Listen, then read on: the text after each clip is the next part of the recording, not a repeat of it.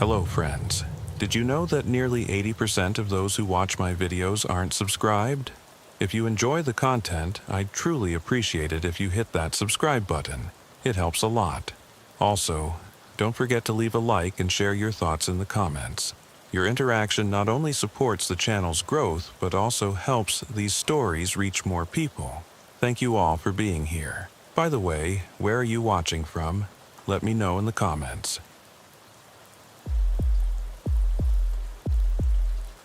My name is Robert Kane, and I've been working graveyard shift in Chicago's South Side for 24 years. 24 years of watching this city bleed from wounds that never heal, of answering calls that strip away whatever faith you might have had in human decency, of walking through neighborhoods where children learn to duck at the sound of gunfire before they learn to read properly. They call it the graveyard shift, because that's when the dead come out to play. When the living make decisions that turn them into corpses. When the line between predator and prey becomes so blurred that you stop trying to figure out which side you're supposed to be on. Chicago's South Side isn't just dangerous. It's a laboratory for human desperation. A place where poverty and violence have created their own ecosystem with rules that make sense only to people who've never had any other options.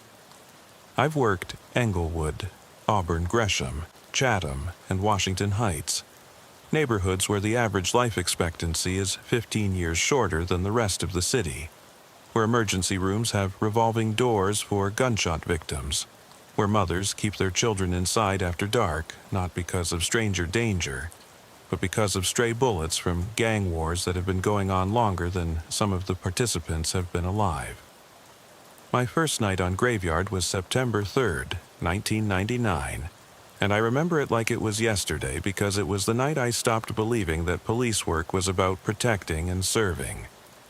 My training officer was Detective Lieutenant Frank Morrison, a 30-year veteran who'd been working Chicago's worst neighborhoods since the crack epidemic of the 80s. Morrison had the 1,000-yard stare that comes from seeing too much death, too much suffering, too much preventable tragedy that nobody in power seemed interested in preventing. Kane, forget everything they taught you at the academy about community policing and building relationships with citizens, Morrison said as we drove through Englewood past blocks of abandoned buildings that looked like war zones. Down here, everyone is a survivor first and a human being second. The grandmother selling candy on the corner might be laundering money for her grandson's drug operation. The pastor at the community church might be skimming donations to pay gambling debts. The social worker trying to help families might be selling information to gang members about witness protection programs.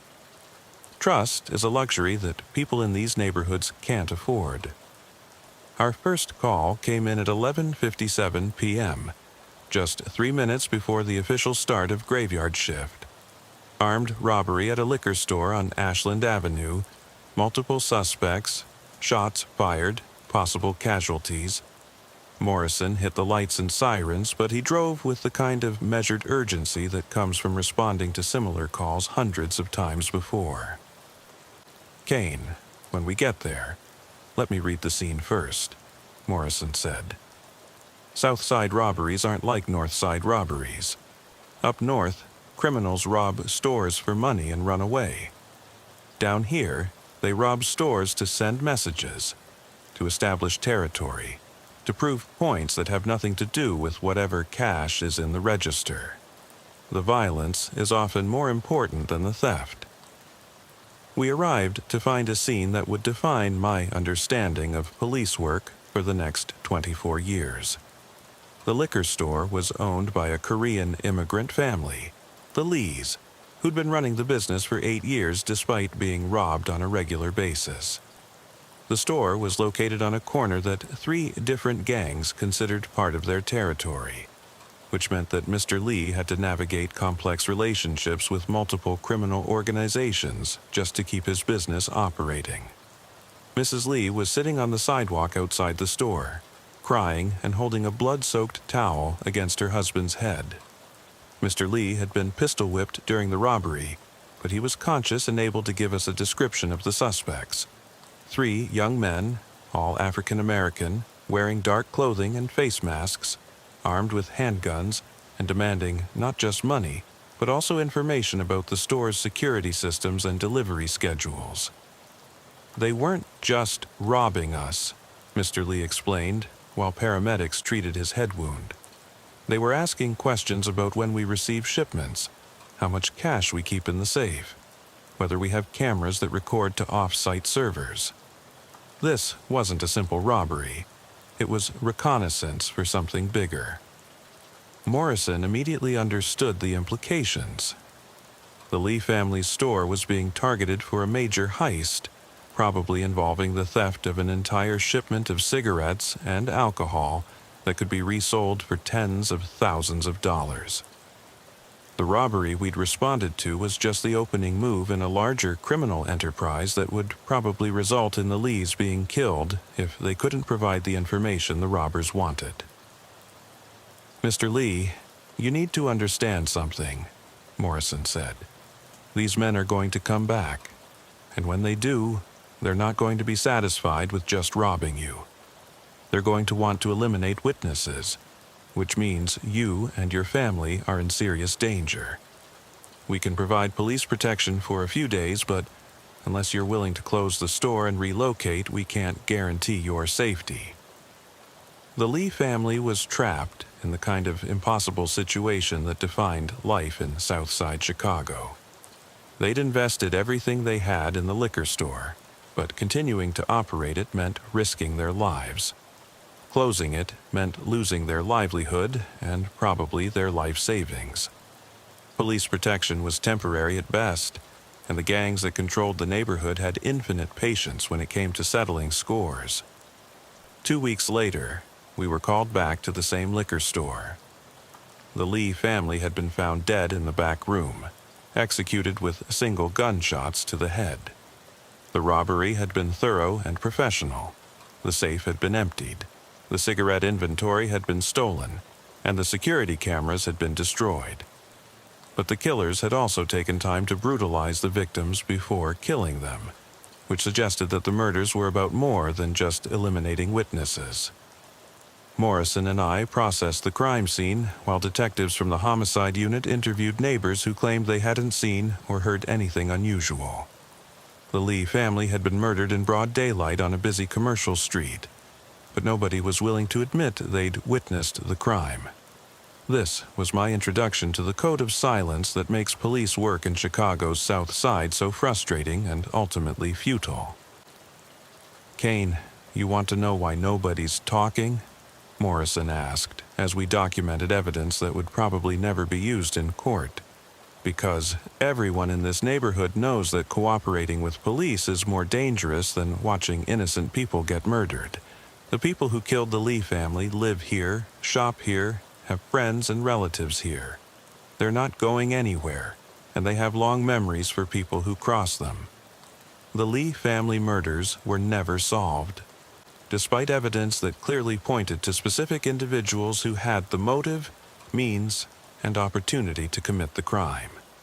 The investigation was hampered by witness intimidation, evidence tampering, and the kind of community mistrust that makes citizens view police as occupying forces rather than protectors. This became a pattern that would repeat itself hundreds of times over the next 24 years.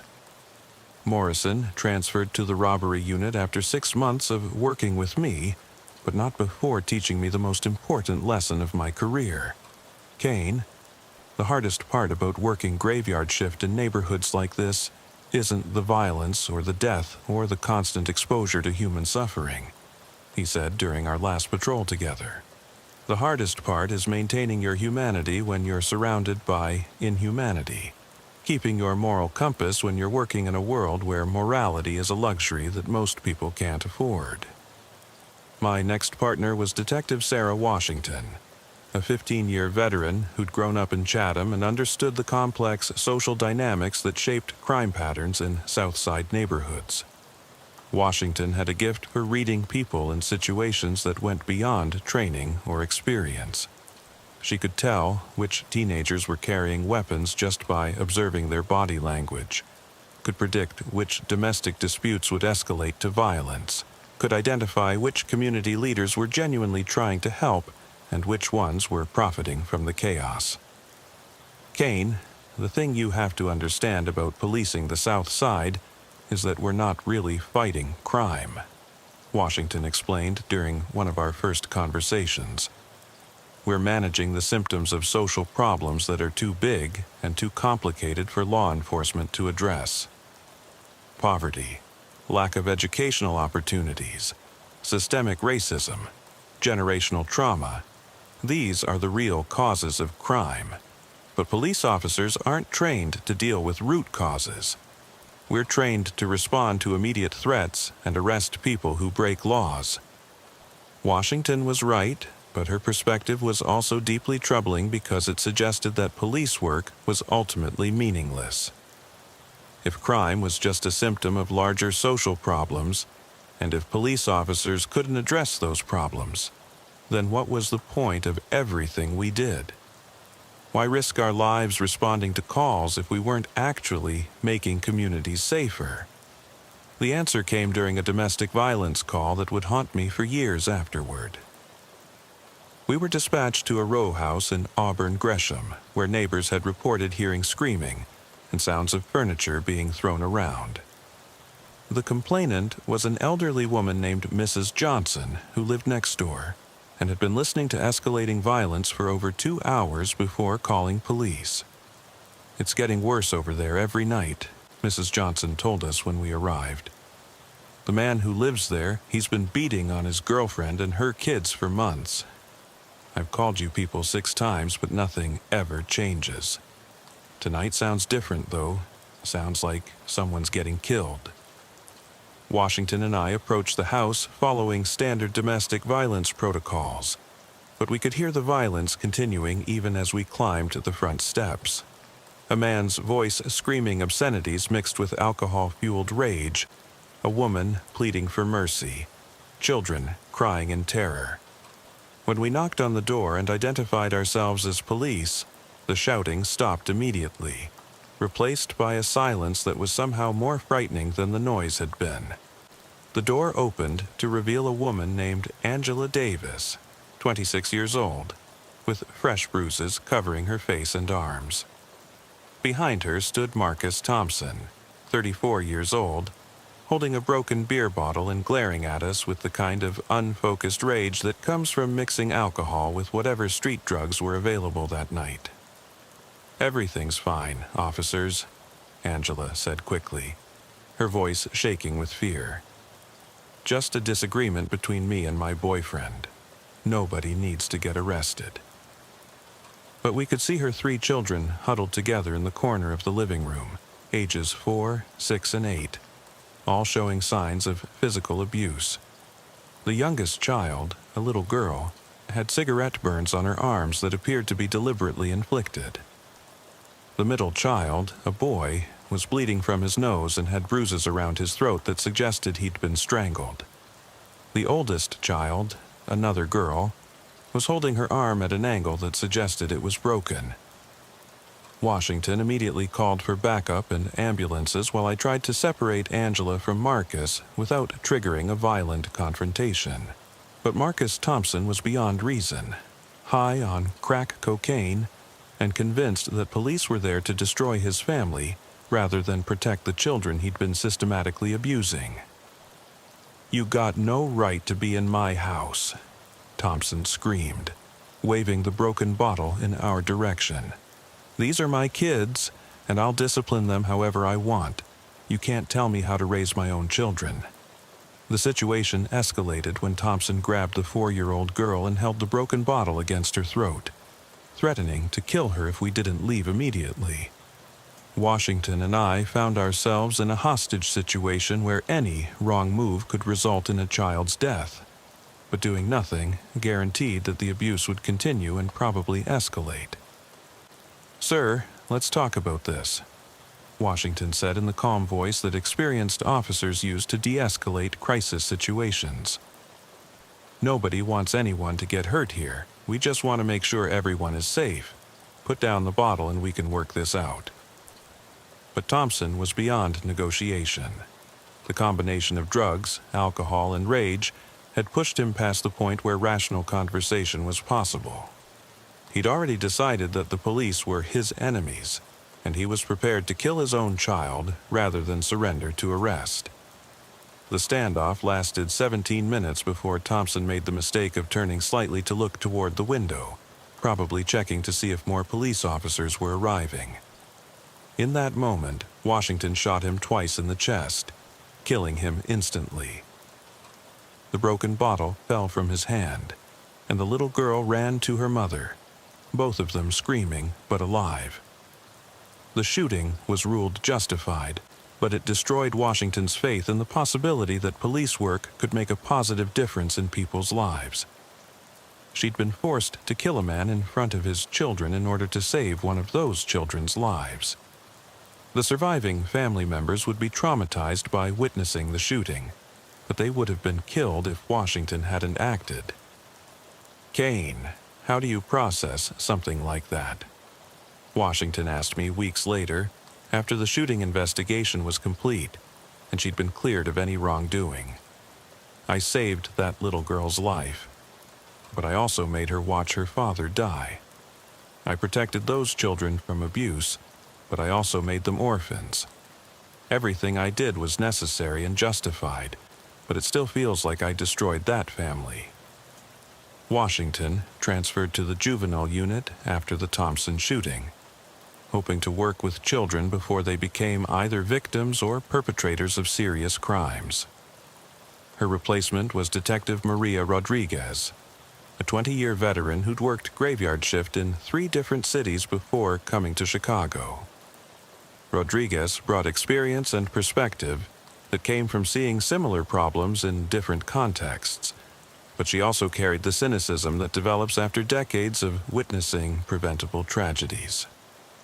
"Kane, the most important thing to understand about this job is that we're not social workers or therapists or community organizers," Rodriguez said during our first patrol together. "We're crime scene processors who happen to carry guns. Our job is to respond to incidents after they occur, document what happened, arrest people when we can prove they committed crimes, and move on to the next call. Anything beyond that is outside our scope and will only lead to frustration and burnout." Rodriguez's approach was professionally sound, but emotionally sterile. She treated every call like a technical problem to be solved rather than a human tragedy to be addressed. This made her highly effective at police work, but difficult to connect with on a personal level. She could process multiple homicide scenes in a single night with the same emotional detachment that other people brought to filing paperwork. Our partnership was tested by a case that would define my understanding of evil for the rest of my career. A series of child abductions had been terrorizing the South Side for over 3 months, with 5 children disappearing from different neighborhoods under similar circumstances. The children, ranging in age from 6 to 10 years old, had all been taken while walking to or from school in broad daylight. No witnesses, no physical evidence, no demands for ransom. The children simply vanished. The investigation was complicated by the fact that the abductions had occurred in different police districts, which meant that information wasn't being shared effectively between investigative teams. Rodriguez and I were assigned to coordinate between districts and look for patterns that might have been missed by investigators who were focused on individual cases. "Kane, this isn't random," Rodriguez concluded after studying the case files. "These abductions are the work of someone who understands how police investigations work, someone who knows how to avoid creating evidence and how to operate across jurisdictional boundaries. We are dealing with either a law enforcement officer or someone who has extensive knowledge of police procedures." The breakthrough came when Rodriguez noticed that all the abduction sites were within a few blocks of specific city maintenance facilities. Chicago's Department of Water Management had been conducting sewer repairs in each of the neighborhoods where children had disappeared, which meant that city workers had been present in those areas during the relevant time periods. We obtained employee records for the water department and cross-referenced them with the abduction timeline. One name appeared consistently: James Mitchell, a 43-year-old maintenance supervisor who'd been working in all 5 neighborhoods during the weeks when the abductions occurred. Mitchell had access to city vehicles, detailed knowledge of neighborhood layouts, and a work schedule that would have allowed him to monitor children's routines without attracting attention. The arrest operation required careful coordination because Mitchell was experienced, intelligent, and had been evading detection for months. We set up surveillance on his home and workplace, looking for evidence that would give us probable cause for a search warrant. What we found was worse than anything we'd imagined. Mitchell had been keeping the abducted children in a network of abandoned buildings and underground tunnels throughout the South Side. The children were being held in conditions that resembled concentration camps, malnourished, terrorized, and subjected to forms of abuse that I won't describe in detail because some things are too horrific to put into words. We found 3 of the 5 missing children alive, barely. The other 2 had been murdered when Mitchell decided they were becoming too difficult to control. The surviving children were so traumatized that they couldn't communicate coherently, and it would be months before psychologists could begin to understand the full extent of what they'd experienced. Mitchell was arrested without incident, but he showed no remorse for what he'd done to the children. During interrogation, he described his crimes in clinical terms as if he were discussing a scientific experiment rather than the systematic torture and murder of innocent children. "Those kids were just taking up space anyway," Mitchell said during his confession. "Most of them came from broken families, bad neighborhoods, situations where they weren't wanted. I gave their lives meaning by making them part of something bigger than themselves. They should be grateful for the opportunity to contribute to important research." The Mitchell case broke something fundamental in my understanding of human nature. I'd encountered criminals who committed violent crimes for money, for drugs, for revenge, for survival. But Mitchell had tortured and killed children for no reason other than his own psychological gratification. He represented a level of evil that defied rational explanation or moral comprehension. Rodriguez processed the crime scenes and evidence with her usual professional detachment, but even she was affected by the scope of Mitchell's crimes. "Kane, in 20 years of police work, I've never encountered anything like this," she said after Mitchell was sentenced to death. "Most criminals have understandable motivations. They're desperate, addicted, angry, or afraid. But Mitchell committed these crimes because he enjoyed causing suffering.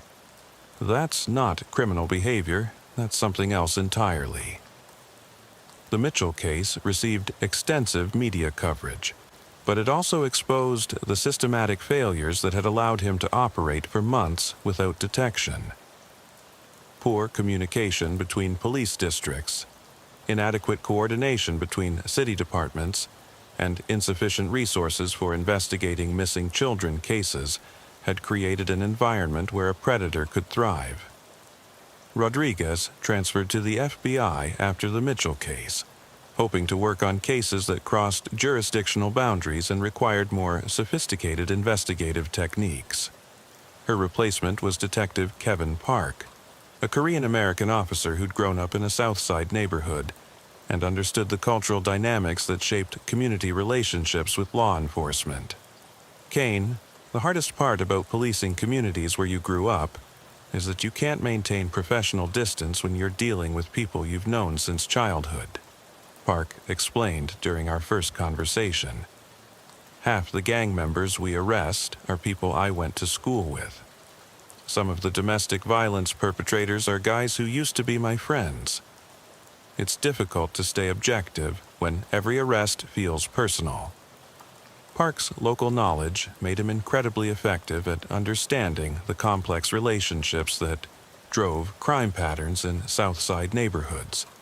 He could identify which gang members were actually dangerous and which ones were just trying to survive in environments where gang affiliation was often a matter of protection rather than choice.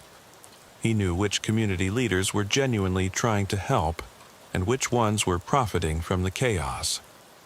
Our partnership was tested by a case that would force both of us to confront the reality that sometimes the people we were supposed to protect were more dangerous than the criminals we were supposed to arrest. A series of armed robberies had been targeting elderly residents in Park's old neighborhood, with the robbers specifically choosing victims who were known to keep cash at home and were unlikely to fight back. The robberies followed a consistent pattern. Elderly residents would be approached while entering or leaving their homes, forced inside at gunpoint, and robbed of cash, jewelry, and other valuables. The victims were often beaten severely even after complying with the robbers' demands, suggesting that the violence was more important to the perpetrators than the theft itself. Park's investigation revealed that the robbers were getting information about potential victims from someone with access to social services records, someone who knew which elderly residents received cash assistance and which ones lived alone. The level of detail involved in selecting targets suggested that the robbers had inside information about the victims' routines, financial situations, and security arrangements. Kane, whoever is providing information to these robbers, has access to confidential social services files, Park concluded after interviewing several victims. They know which elderly residents receive cash assistance, which ones have family members who visit regularly, which ones have health problems that make them vulnerable. This isn't random crime. It's systematic exploitation of vulnerable people by someone who's supposed to be helping them. The investigation led us to Patricia Williams, a social worker who'd been providing services to elderly residents in the neighborhood for over 10 years. Williams had been selling information about her clients to her nephew, Marcus Johnson, who was using that information to select robbery targets.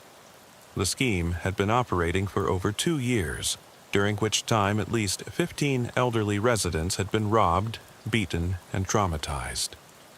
Williams showed no remorse when confronted with evidence of her crimes.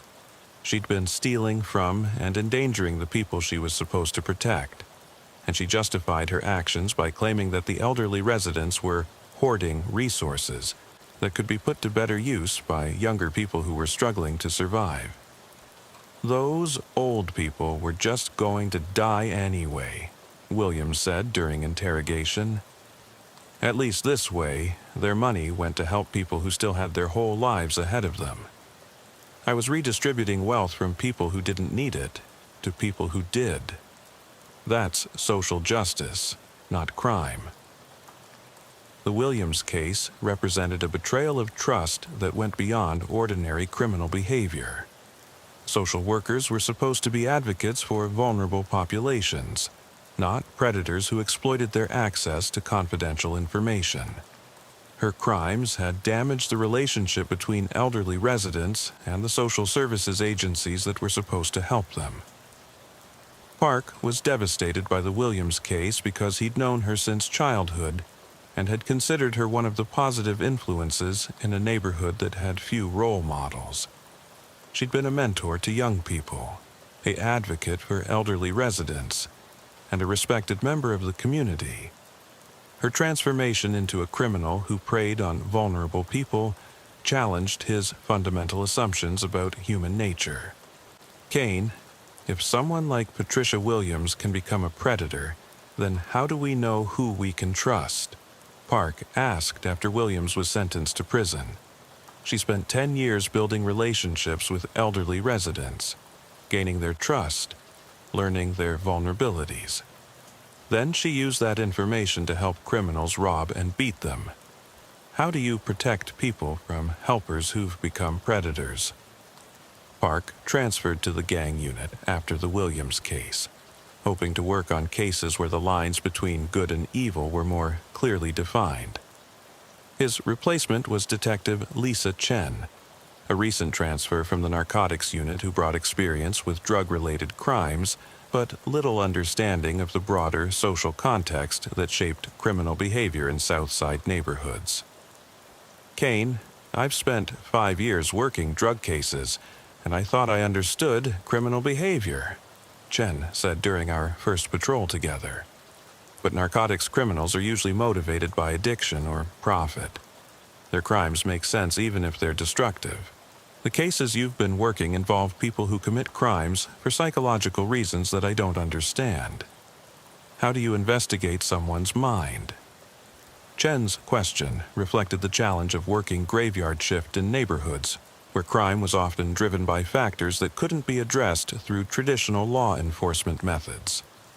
Mental illness, generational trauma, social isolation, and systematic abuse created criminals who operated according to logic that was incomprehensible to people who'd never experienced similar circumstances.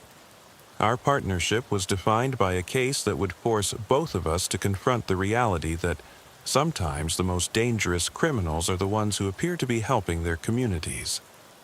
A series of suspicious deaths had been occurring at a nursing home in Chatham, with elderly residents dying at rates that were statistically abnormal for a facility of that size. The deaths appeared to be natural: heart attacks, strokes, respiratory failures. But the timing and circumstances suggested that someone might be hastening the deaths of residents who were considered burdensome or expensive to care for. The investigation was complicated by the fact that the victims were elderly and frail, which made it difficult to determine whether their deaths were natural or the result of deliberate intervention. Chen's background in narcotics investigations proved invaluable because she understood how drugs could be used to cause deaths that appeared natural. Her analysis of the medical records revealed patterns that suggested several residents had been given overdoses of medications that would cause heart attacks or respiratory failure in elderly patients. Kane, someone at that nursing home, is killing residents and making it look like natural death, Chen concluded after reviewing months of medical records. The victims are all residents with no family members who visit regularly, residents with expensive medical conditions, or residents who are difficult to care for. Someone is committing murder and calling it mercy. The investigation revealed that Dr. Robert Martinez, the facility's medical director, had been systematically killing residents who he considered to be suffering needlessly or who represented financial burdens for the facility. Martinez had been administering lethal injections disguised as routine medical care, then falsifying death certificates to make the deaths appear natural. Martinez showed no remorse when confronted with evidence of his crimes. He'd been killing elderly residents for over 3 years, during which time he'd murdered at least 27 people. He justified his actions by claiming that he was providing mercy to people who were suffering and had no hope of recovery. Those people were already dead, Martinez said during interrogation.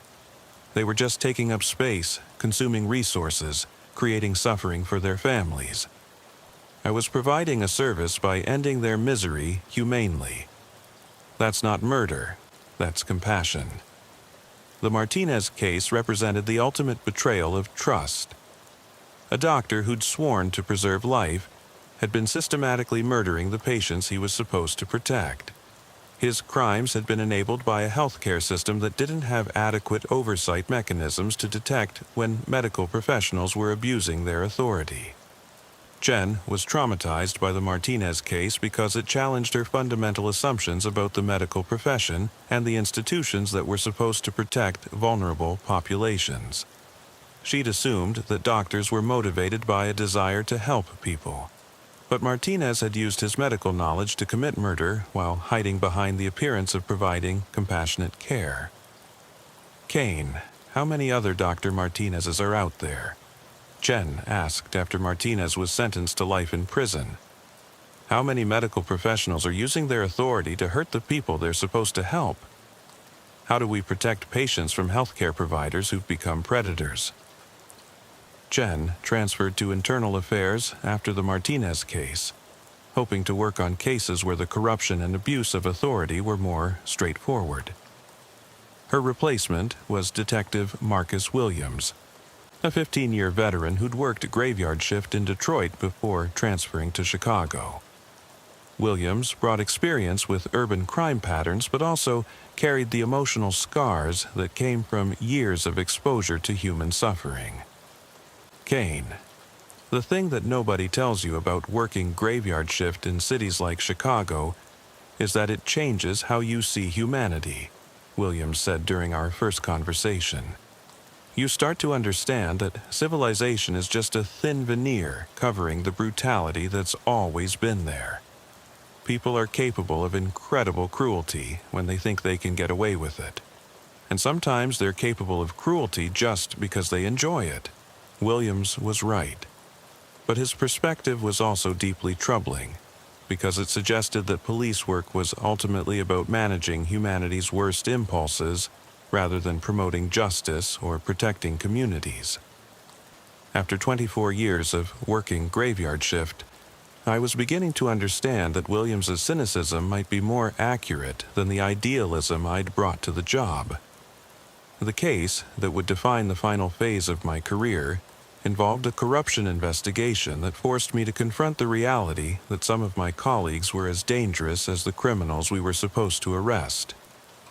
Detective Ray Morrison, who'd been my first partner and had trained me in the realities of police work, was arrested for providing protection to drug dealers in exchange for cash payments. Morrison had been using his position to warn dealers about upcoming raids, to falsify evidence in cases against their competitors, and to intimidate witnesses who might testify against them in court. His corruption had allowed several major drug operations to flourish, while their rivals were systematically targeted for arrest and prosecution. The investigation revealed that Morrison had been taking bribes for over 15 years, during which time hundreds of cases had been compromised and multiple innocent people had been wrongly convicted. The scope of his corruption was so extensive that the prosecutor's office had to review every case he'd been involved with, resulting in numerous convictions being overturned and guilty verdicts being thrown out on appeal. But the most disturbing aspect of Morrison's corruption was that he'd been systematically targeting community leaders and activists who were trying to organize against police misconduct. He'd been using his access to police databases to gather information about people who were challenging the department's practices, then sharing that information with criminals who could intimidate or harm those activists. Kane, you have to understand that I was just trying to survive in a system that's bigger than any individual officer, Morrison said during his confession. The war on drugs was a joke from the beginning. We were arresting low-level dealers while the real criminals were making millions. I decided that if the system was corrupt, I might as well benefit from it, instead of being one of the suckers who played by rules that nobody else was following. Morrison's corruption investigation revealed that he wasn't operating alone. There was a network of officers throughout the department who were taking bribes, falsifying evidence, and using their authority to protect criminal organizations. The investigation ultimately resulted in the indictment of 47 officers and the review of thousands of cases.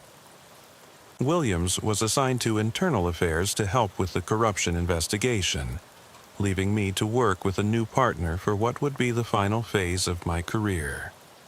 Detective Jennifer Park, Kevin Park's younger sister, had just been promoted to detective and was eager to work on cases that would make a positive difference in Southside communities.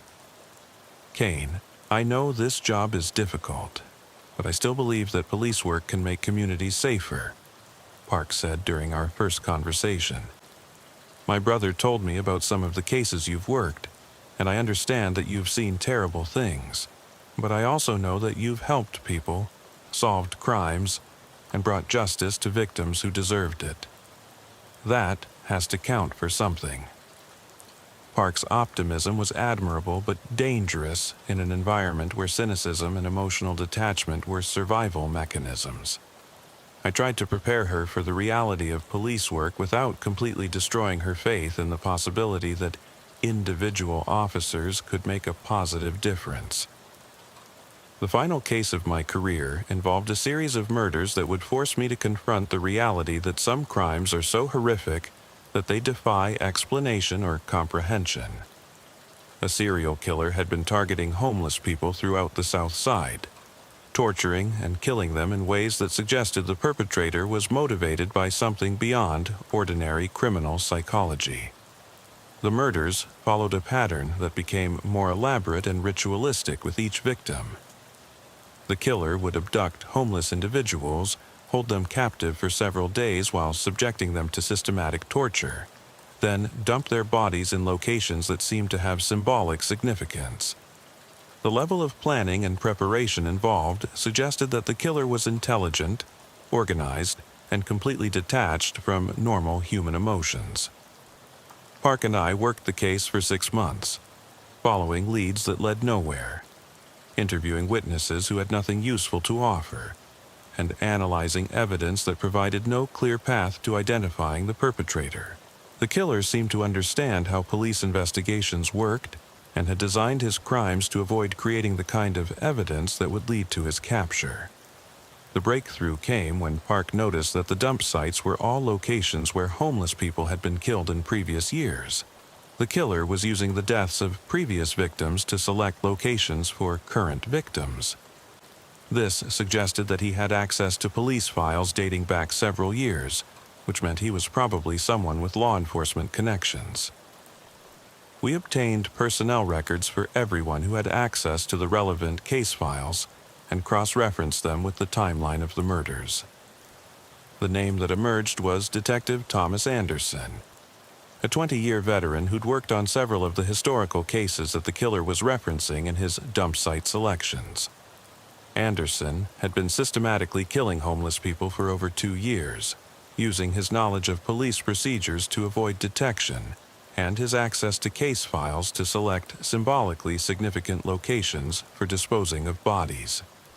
He'd been operating with the confidence that comes from understanding exactly how investigations are conducted and what evidence investigators need to build cases.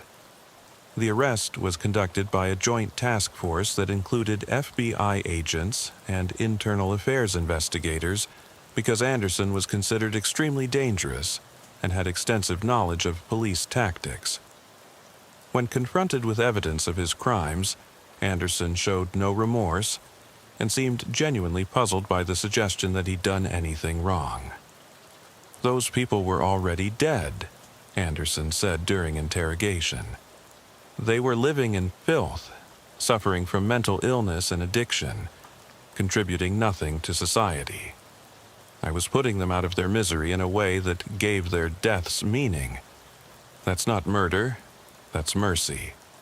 The Anderson case represented the ultimate corruption of the police authority. An officer who'd used his position to prey on the most vulnerable members of society, while hiding behind the appearance of serving and protecting the community. His crimes had been enabled by a system that gave police officers access to sensitive information without adequate oversight or accountability. Park was devastated by the Anderson case because it challenged her fundamental faith in the possibility that police work could be a force for good in the world. She'd joined the force hoping to help people, but Anderson had used the same authority to systematically murder innocent people. "Kane, how do we continue doing this job when we know that some of our colleagues are predators?" Park asked after Anderson was sentenced to death. "How do we protect communities from police officers who've become the very criminals they're supposed to arrest? How do we maintain public trust when we can't even trust each other?"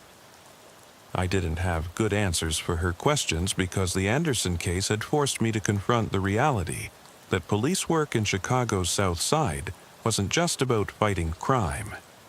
It was about fighting the corruption and abuse of authority that made crime possible. Some of the most dangerous criminals weren't street gang members or drug dealers. They were police officers who decided that their authority gave them the right to commit crimes without consequences. The graveyard shift had taught me that evil comes in many forms, but the most dangerous evil is the kind that hides behind legitimate authority and uses that authority to hurt the people it's supposed to protect. Morrison, Martinez, Anderson, they'd all used their positions of trust to commit crimes that were more destructive than anything committed by the gang members and drug dealers we arrested on a regular basis. 24 years of working graveyard shift in Chicago's South Side had shown me that the real threat to public safety wasn't the obvious criminals who operated openly in the streets. The real threat was the hidden criminals who operated from within the institutions that were supposed to protect society. Police departments, hospitals, social services agencies, and other organizations that had access to vulnerable populations. My final shift was December 31st, 2023, exactly 24 years after I'd started working graveyard patrol. I rode alone that night, reflecting on everything I'd witnessed and everything I'd learned about human nature, about the limits of law enforcement, and about the thin line between civilization and chaos. The radio crackled with the same kinds of calls I'd been responding to for over 2 decades. Domestic violence, armed robbery, suspicious death, shots fired. Each call represented someone's worst moment, someone's last hope for help, someone's encounter with the kind of evil that most people prefer to believe doesn't exist. But I also knew that some of those calls were being answered by officers who were more dangerous than the criminals they were supposed to arrest. Some of those domestic violence calls would be handled by officers who beat their own spouses. Some of those robbery investigations would be conducted by officers who were taking bribes from the robbers. Some of those death investigations would be processed by officers who were committing murders themselves. The graveyard shift had taught me that the real horror isn't the obvious evil that operates in the shadows. It's the hidden evil that operates in the light, using legitimate authority to commit crimes that are more destructive than anything committed by ordinary criminals. The badge that's supposed to represent justice and protection can also be used as a weapon against the people it's supposed to serve. As I drove through the South Side one final time, I realized that I was leaving behind more questions than answers. 24 years of working graveyard shift had taught me that evil is more pervasive and more sophisticated than most people understand. It doesn't just exist in the streets, it exists in the institutions that are supposed to protect us from it. The most disturbing cases I'd worked weren't the gang shootings or drug deals gone wrong. They were the cases that revealed how people in positions of trust, doctors, social workers, police officers, could use their authority to commit crimes that were more destructive than anything committed by street criminals. Morrison, Martinez, Anderson, Williams, they'd all betrayed the trust that society had placed in them, using their positions to prey on the people they were supposed to protect. But even more disturbing was the realization that these weren't isolated incidents. They were symptoms of a larger problem. A system that gave people authority without adequate oversight, that allowed corruption to flourish in the shadows, that protected predators who wore badges and carried credentials that marked them as helpers rather than threats. The graveyard shift had shown me that the real war wasn't between police and criminals. It was between the forces of order and chaos that existed within every institution, every community, every individual. Sometimes the people wearing badges were the ones bringing chaos. Sometimes the people we arrested were the ones trying to bring order to communities that had been abandoned by everyone else. Park requested a transfer to day shift after the Anderson case, unable to continue working in an environment where she couldn't trust her colleagues. I understood her decision, but it also meant that another idealistic young officer had been broken by the realities of police work in Chicago's South Side. Kane, I joined the force because I wanted to help people, Park said during our final conversation. But how do you help people when you can't tell the difference between the helpers and the predators? how do you protect communities when some of the protectors are the real threats? Those questions haunted me as I cleaned out my desk and prepared to leave a job that had defined my adult life. 24 years of working graveyard shift had given me knowledge that I wished I didn't have, insights into human nature that I wished I could forget, and memories of crimes that would follow me into retirement. The final call of my career came in at 5:47 a.m. on January 1st, 2024.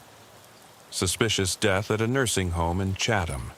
Elderly resident found dead under circumstances that didn't match his medical history. As I drove to the scene, I couldn't help but think about Dr. Martinez and wonder if we'd caught all the predators or if there were others still operating in the shadows.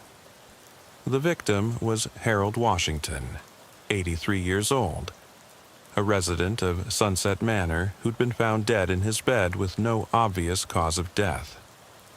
The nursing home staff claimed he died peacefully in his sleep, but something about the scene troubled me. The victim's position, the expression on his face, the timing of his death. It all felt wrong in ways that I couldn't articulate. I processed the scene with the same thoroughness that had characterized my entire career, documenting everything, photographing evidence, interviewing witnesses. But I also knew that this would be my last case, my final opportunity to seek justice for someone who might have been murdered by someone they trusted.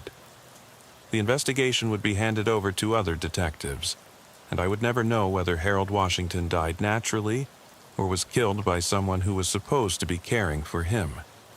That uncertainty would follow me into retirement, along with all the other unresolved cases, unsolved murders, and unanswered questions that had accumulated over 24 years of working graveyard shift. As I drove away from Sunset Manor for the last time, I realized that the graveyard shift had taught me the most important lesson of my career. The real horror isn't the obvious evil that operates in the darkness. It's the hidden evil that operates in the light, using legitimate authority to commit crimes that are more destructive than anything committed by ordinary criminals. The badge that's supposed to represent justice and protection can also be used as a weapon against the people it's supposed to serve. The institutions that are supposed to safeguard society can become vehicles for exploitation and abuse. The people who are supposed to help can become the very predators they're supposed to protect us from. That knowledge is a burden that I'll carry for the rest of my life, along with the faces of all the victims who deserved justice but never received it. All the criminals who escaped punishment because they wore badges or carried credentials that marked them as legitimate, and all the communities that were failed by the very institutions that were supposed to serve them. The graveyard shift continues without me, and new officers are learning the same lessons I learned 24 years ago. They're discovering that the world is more dangerous and more complicated than they imagined, that evil is more pervasive and more sophisticated than they understood, and that sometimes the people they're supposed to trust are the ones they need to fear most. Some of them will survive the knowledge and continue fighting for justice, despite understanding how often justice fails. Others will be broken by the weight of what they witness, and will leave the force before they become part of the problem they joined to solve. And some will be corrupted by the authority they're given, and will become the very predators they were supposed to arrest. The cycle continues, and the graveyard shift keeps its secrets, and the thin line between order and chaos gets thinner every night.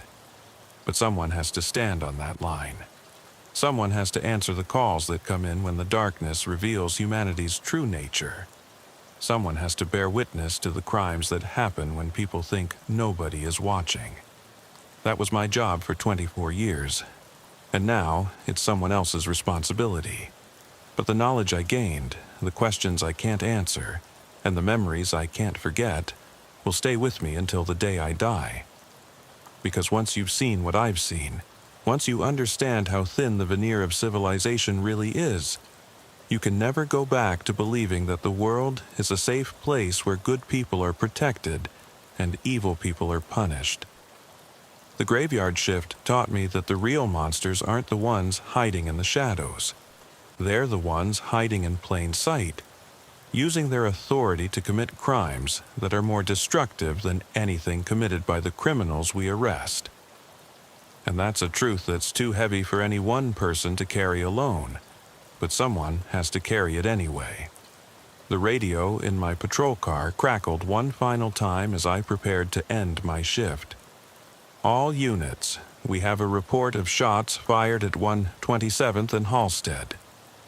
Multiple victims, ambulances en route.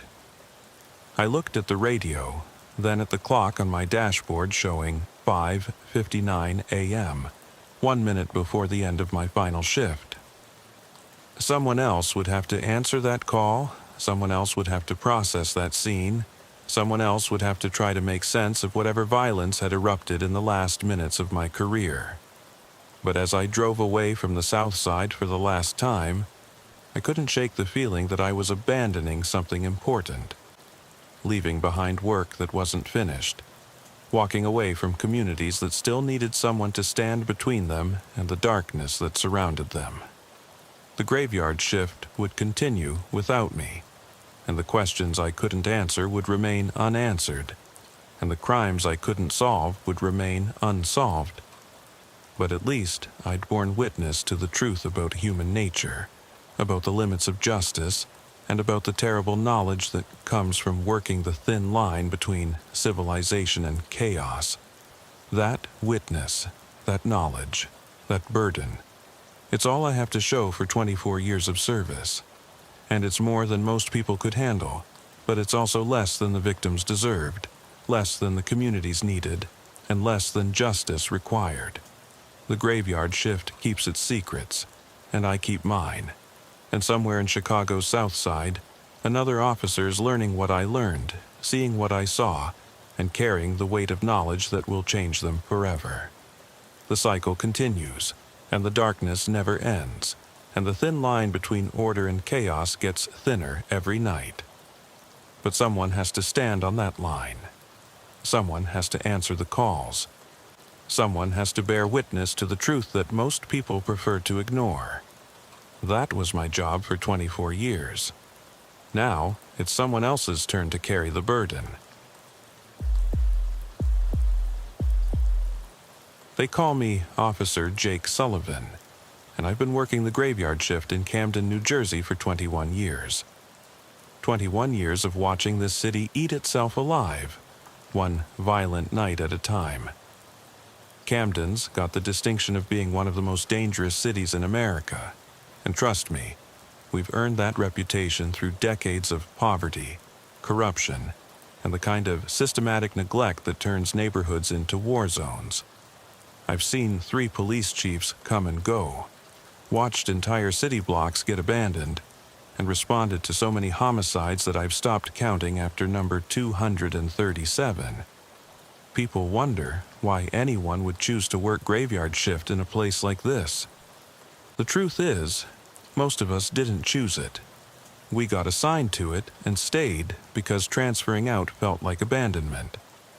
Someone has to be out here when the darkness falls and Camden shows its true nature. Someone has to answer the radio calls that come in between midnight and dawn when desperation peaks and human beings do things to each other that would make animals ashamed. My first night on patrol was January 15th, 2003. The temperature was below freezing, and the city felt like a morgue with streetlights. My training officer was Sergeant Maria Gonzalez, a 15-year veteran who'd seen Camden deteriorate from a rough industrial town into something resembling a Third World War zone. She picked me up at 11:45 p.m. and immediately laid out the rules that would keep me alive. "Sullivan, forget everything they taught you at the academy about community policing and building relationships with citizens," she said, as we drove through North Camden past rows of abandoned houses. "Out here, everyone is a potential threat until proven otherwise. The grandmother walking to the corner store might be carrying drugs for her grandson. The 10-year-old on the bicycle might be a lookout for the dealers. The pastor at the local church might be laundering money for the gangs. Trust no one completely, but don't let that turn you into someone who sees enemies everywhere. Our first call came in at 12:23 a.m. Shots fired at the intersection of Kagan Avenue and Federal Street. Multiple callers reporting what sounded like automatic weapons fire. Gonzalez hit the lights and siren, but she drove with the kind of controlled urgency that comes from years of responding to similar calls. "Sullivan, when we get there, let me take the lead," she said. "Camden shootings aren't like suburban shootings. Out here, when people start shooting, they don't stop until they run out of ammunition or someone kills them. And the shooters don't usually run away, they stick around to make sure their targets are dead." We arrived to find a scene that looked like something from a war movie. 2 cars riddled with bullet holes, glass scattered across the intersection, and 4 bodies lying in positions that suggested they'd been trying to run when the shooting started. The smell of gunpowder hung in the air like incense, and I could hear sirens approaching from 3 different directions as backup units responded to what was obviously a major incident. The first body belonged to a teenage girl, maybe 16 years old, wearing a pink jacket that was now soaked with blood. She'd been shot in the back while trying to flee, probably just someone who'd been in the wrong place when the violence erupted. The second body was a man in his 20s with gang tattoos covering his arms and neck, clearly one of the intended targets. The third was another teenager, this one male, still breathing but unconscious and bleeding from multiple wounds. Gonzalez immediately called for additional ambulances while I secured the scene and started looking for witnesses. But this was Camden. Even when people witnessed murders in broad daylight, they developed sudden cases of blindness and deafness when police started asking questions. The combination of fear and community mistrust meant that solving crimes required more luck than detective work. "Anyone see what happened here?" I called out to the small crowd that had gathered at a safe distance from the shooting scene. The responses were predictable. Didn't see nothing. Wasn't paying attention. Just heard the shots and ran inside. In Camden, being a witness to violent crime was almost as dangerous as being a victim, because retaliation against people who cooperated with police was swift and brutal. While we waited for the detective unit and crime scene technicians, Gonzalez filled me in on the context that made this shooting make sense in Camden's twisted logic. The intersection where we were standing was disputed territory between 2 drug crews, the kind of valuable corner where thousands of dollars in narcotics changed hands every day. The shooting was probably retaliation for a previous shooting, which was itself retaliation for a robbery or a perceived slight that had happened weeks or months earlier. The girl in the pink jacket probably doesn't have anything to do with drugs or gangs, Gonzalez explained. She was just unlucky enough to be walking past when the shooting started. But her death won't matter to the people who did this. In their world, innocent bystanders are just collateral damage in conflicts that are more important than individual lives. That was my introduction to the moral universe of Camden's graveyard shift, where violence was so normalized that killing innocent people barely registered as a consideration. Over the next 21 years, I would respond to hundreds of similar shootings, each one following the same pattern: disputes over drugs, money, or respect that escalated into gunfire, with victims who ranged from active participants to completely innocent bystanders. The teenage girl in the pink jacket died before the ambulance could get her to the hospital. Her name was Keisha Williams, and she'd been walking home from her job at a fast food restaurant when the shooting started. She was saving money for community college, had never been arrested, never been involved in any kind of criminal activity. But she died because she happened to be on the wrong street corner when 2 groups of men decided to settle their differences with automatic weapons. Detective Ray Morrison caught the case, a 30-year veteran who'd been investigating homicides in Camden since the 1980s. Morrison was the kind of cop who could look at a crime scene and immediately understand the relationships, motivations, and likely suspects involved. But even Morrison struggled with cases where witnesses refused to cooperate, and physical evidence was limited. "Sullivan, you want to know the hardest part about working homicides in Camden?" Morrison asked me while he examined the bullet holes in one of the cars. "It's not finding the killers. Half the time, everyone in the neighborhood knows exactly who did it. The hard part is building a case that will hold up in court when no one will testify and most of the evidence gets destroyed or contaminated before we can process it properly." Morrison was right. The Keisha Williams murder remained unsolved, like most of the shootings I would witness over the next 2 decades. Not because the police were incompetent or lazy, but because solving crimes requires community cooperation, and Camden's communities had learned through bitter experience that cooperating with police was more dangerous than staying silent. My second week on graveyard shift brought a domestic violence call that would haunt me for years afterward. 3-story row house on Pine Street, neighbors reporting screaming and sounds of furniture being thrown around. The complainant was an elderly woman named Mrs. Henderson, who lived next door and had been listening to escalating violence for over an hour before calling police. "It's getting worse over there," Mrs. Henderson told us when we arrived. "Started with yelling. Then I heard glass breaking. Then what sounded like someone getting thrown against the wall. The woman next door, she's got 2 little kids. I'm worried about them babies." Gonzalez and I approached the house with our weapons drawn, following standard domestic violence protocols. Domestic calls were among the most dangerous situations police responded to because emotions ran high, weapons were often present, and the people involved frequently turned their anger toward the officers who interrupted their disputes. We could hear shouting from inside the house as we climbed the front steps. A man's voice screaming obscenities, a woman crying, and children crying in the background. Gonzalez knocked on the door and identified herself as police, which immediately silenced the shouting inside. "Police department. We received a complaint about a disturbance. We need to speak with everyone in the house." The door opened to reveal a woman named Tracy Mason, 24 years old, with fresh bruises on her face and blood on her shirt. Behind her, we could see her boyfriend, Daryl Washington, standing in the living room holding a baseball bat and glaring at us with the kind of rage that suggested he was high on something stronger than alcohol. "Everything's fine, officers," Tracy said quickly, her voice shaking. "Just a misunderstanding. Nobody needs to be arrested." But we could see her 2 children, ages 3 and 5, huddled together on a couch that had been overturned during the fight. The living room was destroyed, broken glass everywhere, holes punched in the walls, blood spattered on the carpet. This wasn't a misunderstanding.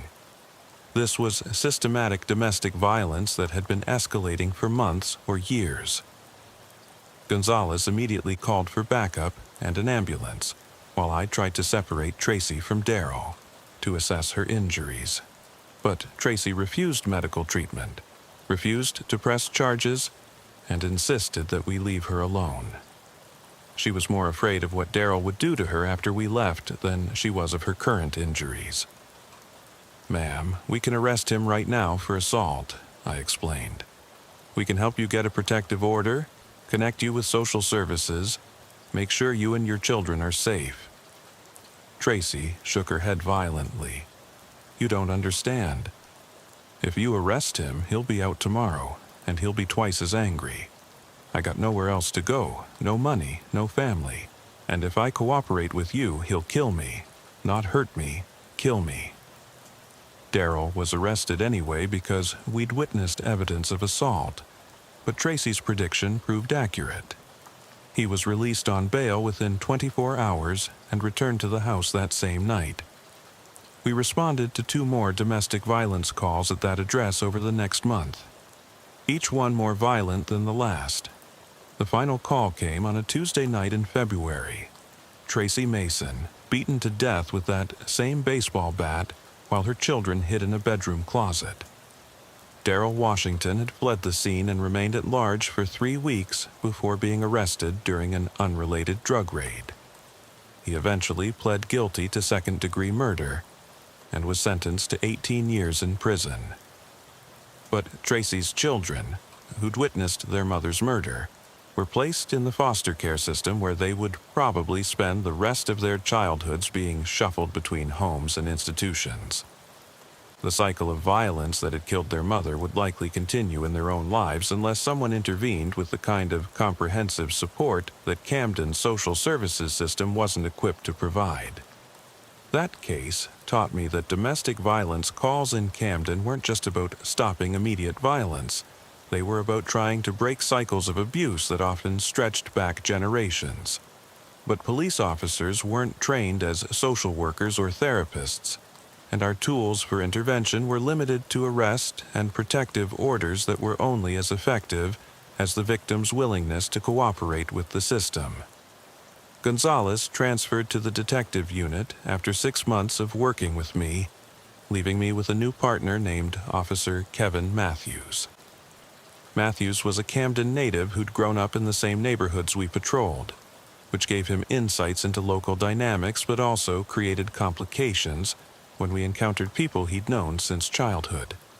The worst part about policing your own community, Matthews told me during one of our first shifts together, is that you can't maintain professional distance when you're arresting people you went to high school with. Half the drug dealers we bust are people I used to play basketball with. Some of the domestic violence perpetrators are guys who were in my wedding party. It's hard to stay objective when every arrest feels personal. Matthews was right, but his local knowledge also made him incredibly effective at reading situations and predicting trouble before it escalated. He could tell which street corners were about to become violent based on the positioning of lookouts and the behavior of regular customers. He knew which houses were drug stash locations and which cars were being used to transport weapons. Our partnership was tested during a high-stakes drug raid in April of that year. The Camden County Prosecutor's Office had developed intelligence about a major heroin distribution operation centered in a house on Broadway, and they'd assembled a task force of 20 officers to execute a search warrant. Matthews and I were assigned to secure the rear exit while the main team hit the front door. The house was a 3-story row home that had been converted into a drug processing center, with different floors dedicated to cutting, packaging, and storing heroin that was distributed throughout South Jersey. Intelligence suggested that the operation was moving over 1 kilogram of heroin per week, generating hundreds of thousands of dollars in revenue for the organization that controlled it. When the raid began, everything went wrong immediately. The front door was reinforced with steel plates that slowed down the entry team, giving the people inside time to destroy evidence and prepare for a fight. Someone on the second floor started shooting at officers through the windows, and we could hear people running toward the back of the house where Matthews and I were positioned. "Sullivan, we've got runners coming your way," came the radio call from the team leader. At least 3 suspects, possibly armed, heading for the rear exit. The back door exploded open and 3 men came running out, one of them carrying a shotgun and firing wildly in our direction. Matthews and I took cover behind our patrol car and returned fire, trying to stop the suspects without hitting any of the houses where innocent families lived. The gunfight lasted maybe 90 seconds, but it felt like an hour. When it was over, 2 of the suspects were dead and the third was wounded, but alive. Matthews had been hit in the shoulder by shotgun pellets, and I had a graze on my arm from a ricocheting bullet.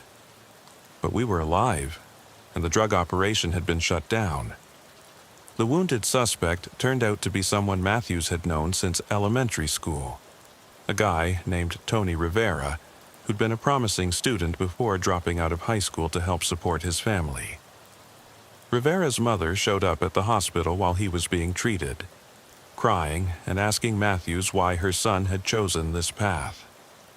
"Kevin, you knew Tony when he was a good kid," she said. "You know he's not a bad person. The drugs, the money, it changed him. But underneath, he's still the same boy who used to help me carry groceries home from the store." Matthews struggled with the shooting for months afterward. He'd been forced to shoot someone he'd grown up with, someone whose family he knew personally. Even though the shooting was clearly justified, Rivera had been firing a shotgun at police officers. Matthews couldn't shake the feeling that he'd failed his community by not finding a way to save Rivera from the life that had led to that moment. The drug raid was successful in the sense that it disrupted a major heroin operation and resulted in multiple arrests. But within a week, another group had taken over the territory and was selling drugs from a different location. The demand for heroin hadn't decreased, the customer base hadn't changed, and the economic incentives that made drug dealing attractive to people with limited options hadn't been addressed. Matthews transferred to the juvenile unit after the Rivera shooting, hoping to work with kids before they got involved in serious criminal activity. His replacement was Officer Linda Washington, a 10-year veteran who'd worked graveyard shift in 3 different cities before coming to Camden. Washington brought a different perspective to the job. She was analytical, methodical, and completely focused on following procedures and documenting everything properly. "Sullivan, the key to surviving this job is to remember that we're not here to save anyone," Washington told me during our first patrol together.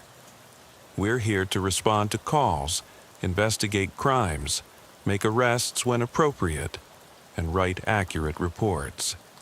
Anything beyond that is outside our scope of responsibility and will only lead to disappointment and burnout."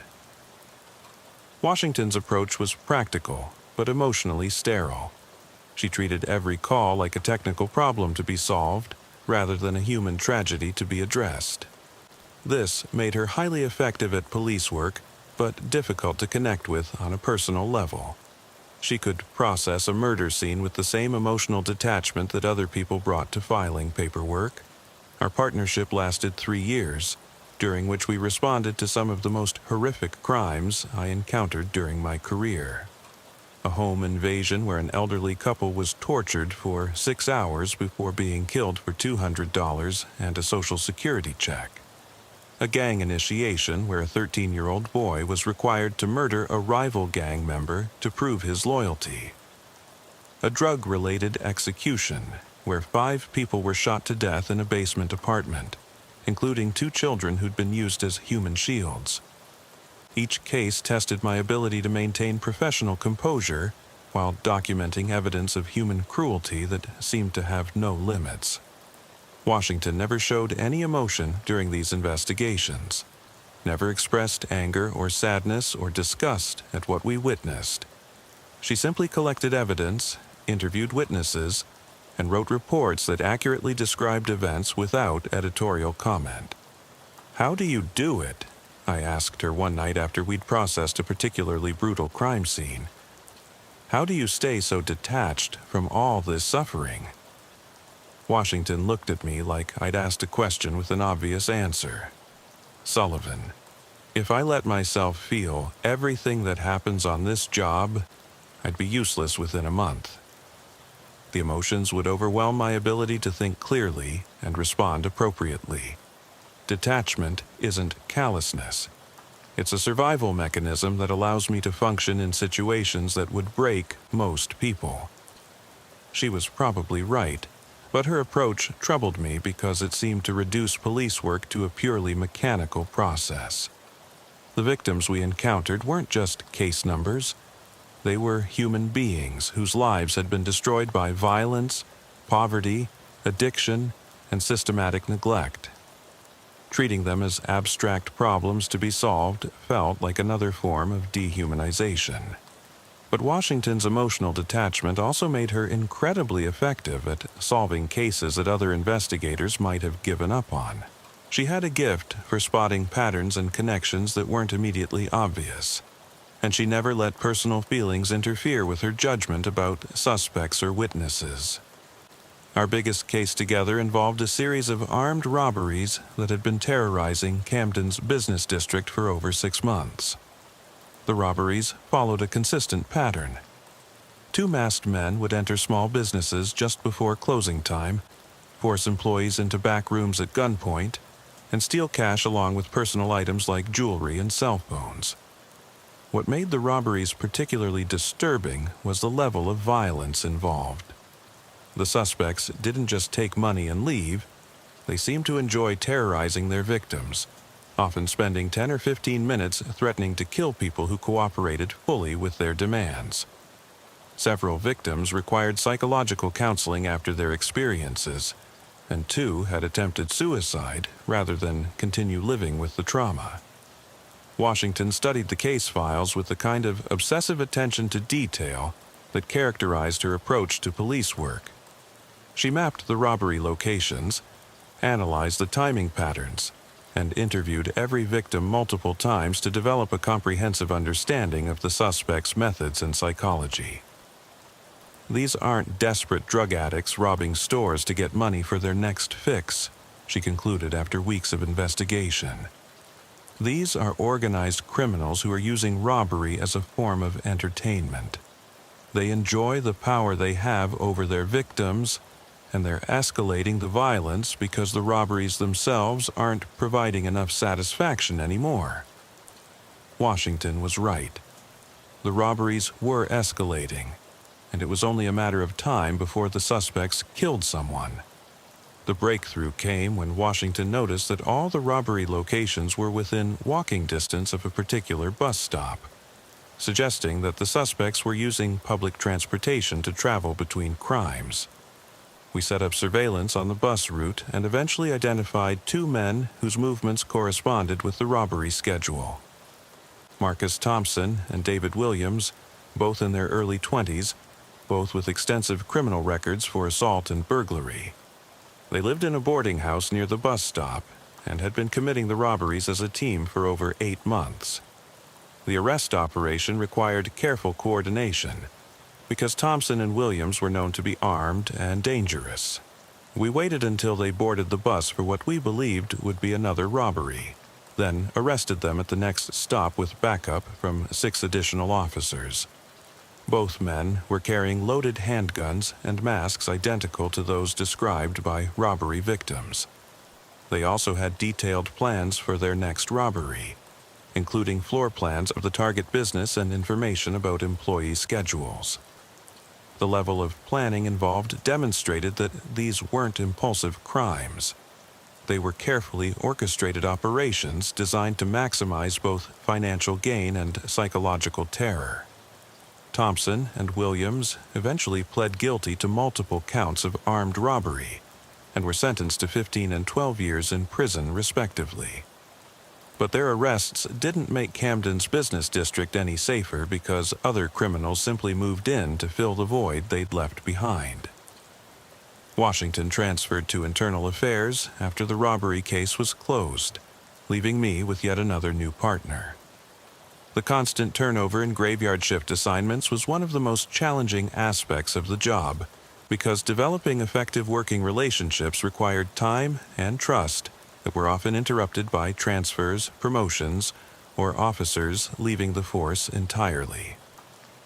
My next partner was Officer Jennifer Torres, a recent academy graduate who'd specifically requested assignment to Camden despite having options in safer jurisdictions. Torres was motivated by a desire to make a difference in communities that had been written off by society, and she brought an energy and idealism that reminded me of myself when I'd started on graveyard shift. "Sullivan, I know Camden has problems, but that's exactly why I want to work here," Torres said during our first conversation. "The suburbs don't need another police officer. They've got plenty of resources and relatively low crime rates.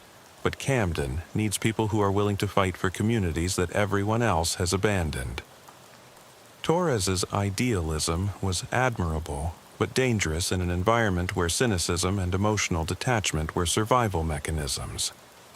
I tried to prepare her for the reality of police work in Camden without completely crushing her spirit, but some lessons could only be learned through direct experience.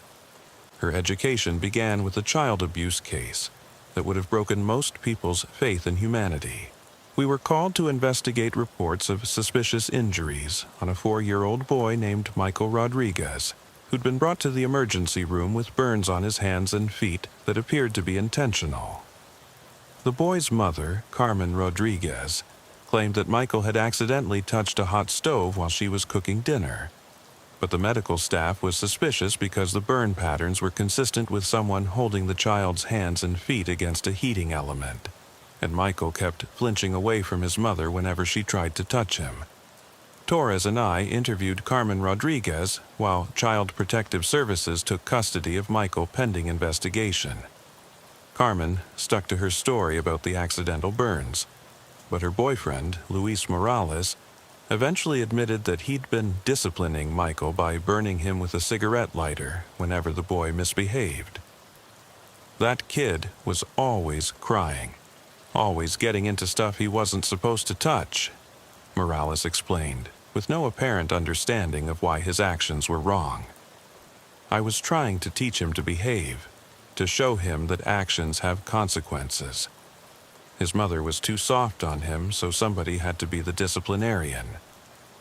Michael Rodriguez had been systematically tortured for over 6 months by a man who genuinely believed that burning a 4-year-old child was an appropriate form of discipline. The case files revealed that neighbors had called Child Protective Services multiple times, reporting suspicious injuries and behavior. But those reports had been classified as unsubstantiated due to lack of physical evidence. Torres was devastated by the Rodriguez case. She joined the police force expecting to encounter criminals and victims, but she hadn't prepared herself for the reality that sometimes the criminals were the people who were supposed to protect the victims. "How does someone do that to a child?" Torres asked me after Morales was arrested and charged with aggravated assault and child endangerment. How does someone look at a 4-year-old boy and decide that burning him with a cigarette lighter is acceptable behavior? I didn't have a good answer for her because the Rodriguez case represented a level of cruelty that defied rational explanation.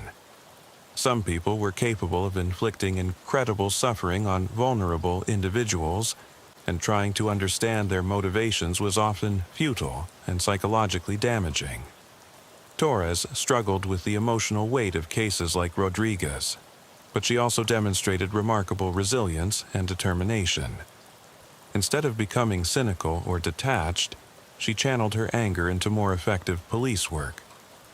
She became an expert at recognizing signs of child abuse, developed relationships with social workers and medical professionals who could provide support for victims, and advocated for policy changes that would improve the system's response to domestic violence and child endangerment.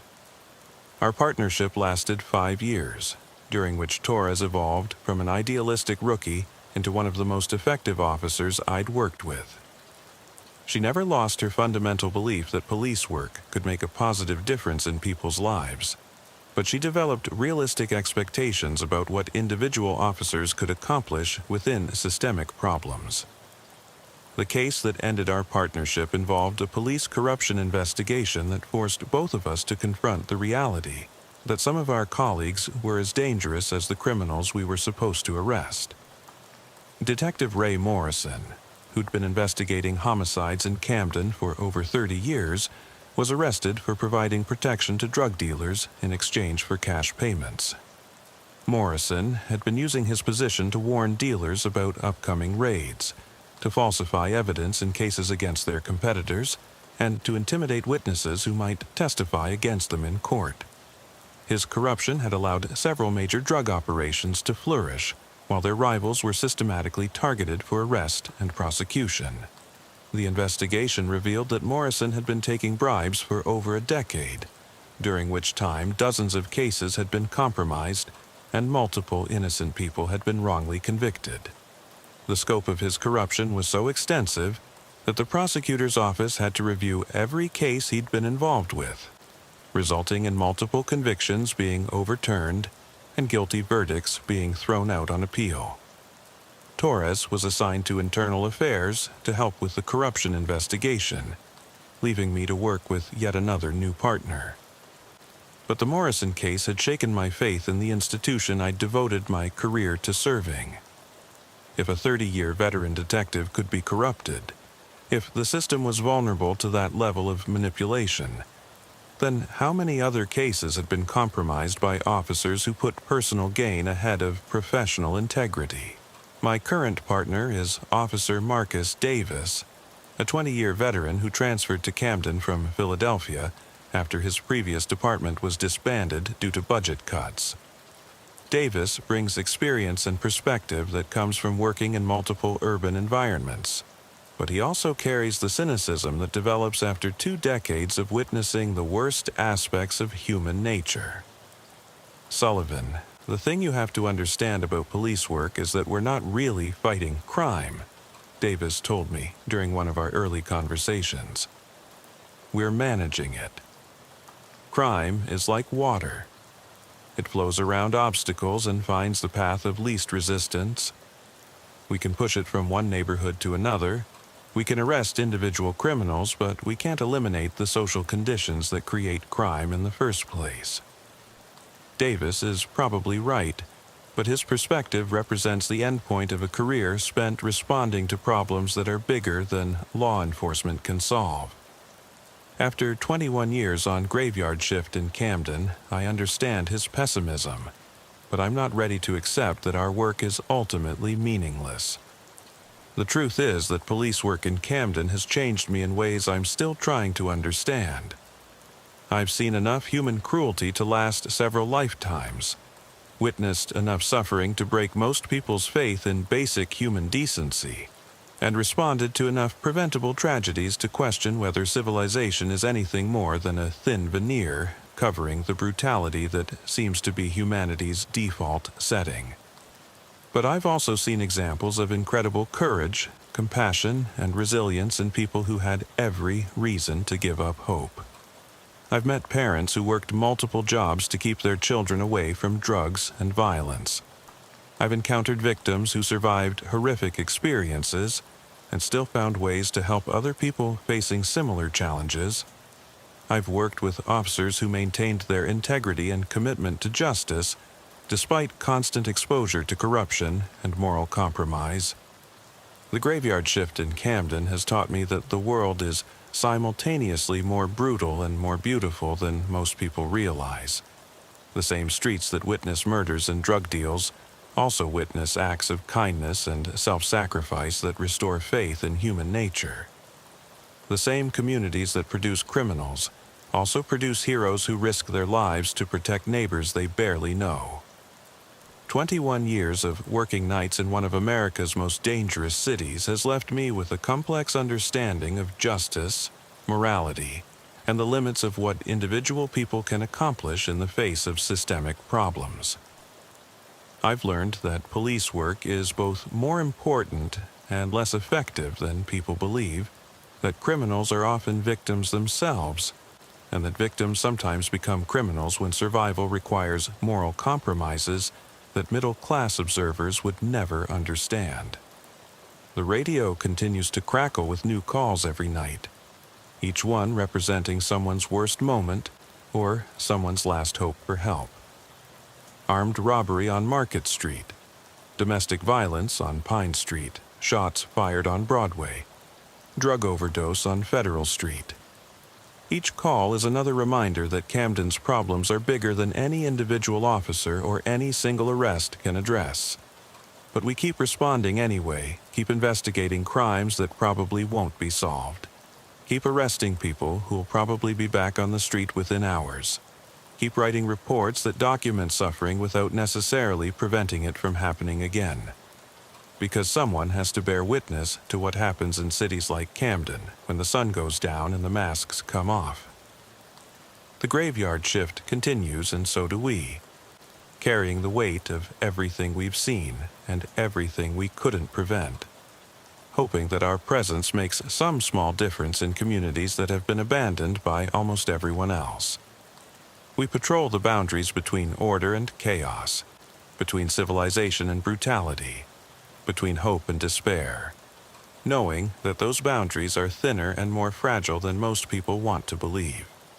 And every morning when the sun comes up and the day shift takes over, we go home to families and neighborhoods that have no idea what we've witnessed during the night, carrying memories and knowledge that isolate us from the normal world almost as much as they prepare us to face another night in the darkness. Because once you've seen what people are capable of, when desperation overrides conscience, when poverty eliminates options, when violence becomes normalized as a survival strategy, you can never unsee it. The graveyard shift in Camden is like working in an emergency room for a society that's been bleeding for decades, treating symptoms of problems that are too complex and too deeply rooted for law enforcement to solve. But someone has to staff that emergency room. Someone has to answer the calls for help. Someone has to try to stop the bleeding even when the wounds are too deep to heal. That's been my job for 21 years. And it's what I'll keep doing until my body or my mind gives out. Because the alternative, giving up entirely, feels worse than fighting a battle that can't be won. The graveyard shift taught me that sometimes the most important work involves showing up when no one else will, bearing witness when no one else can, and providing whatever small measure of justice or protection or hope is possible in situations where all three are rare and precious commodities. The darkness never ends, and neither do we.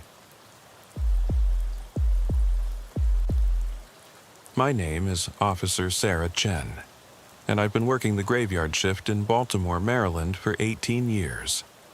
People ask me why I stay on nights when I could transfer to days, get regular hours, see my family more. The truth is, I can't leave. Not because I don't want to, but because someone has to be out here when the city shows its real face. Someone has to answer the calls that come in between midnight and dawn, when desperation peaks and human nature strips down to its rawest form. Baltimore's graveyard shift isn't like other cities. We've got the highest murder rate in the country, drug corners on every block, and neighborhoods where calling 911 is seen as snitching. The uniform I wear makes me a target from the moment I clock in until the moment I clock out. But it also makes me the only thing standing between complete chaos and what passes for order in a city that's been bleeding for decades. I started on graveyard in 2006, fresh out of the academy with all the idealism that gets beaten out of you within the first month. My training officer was Detective Ray Morrison, a 25-year veteran who'd worked every district in the city.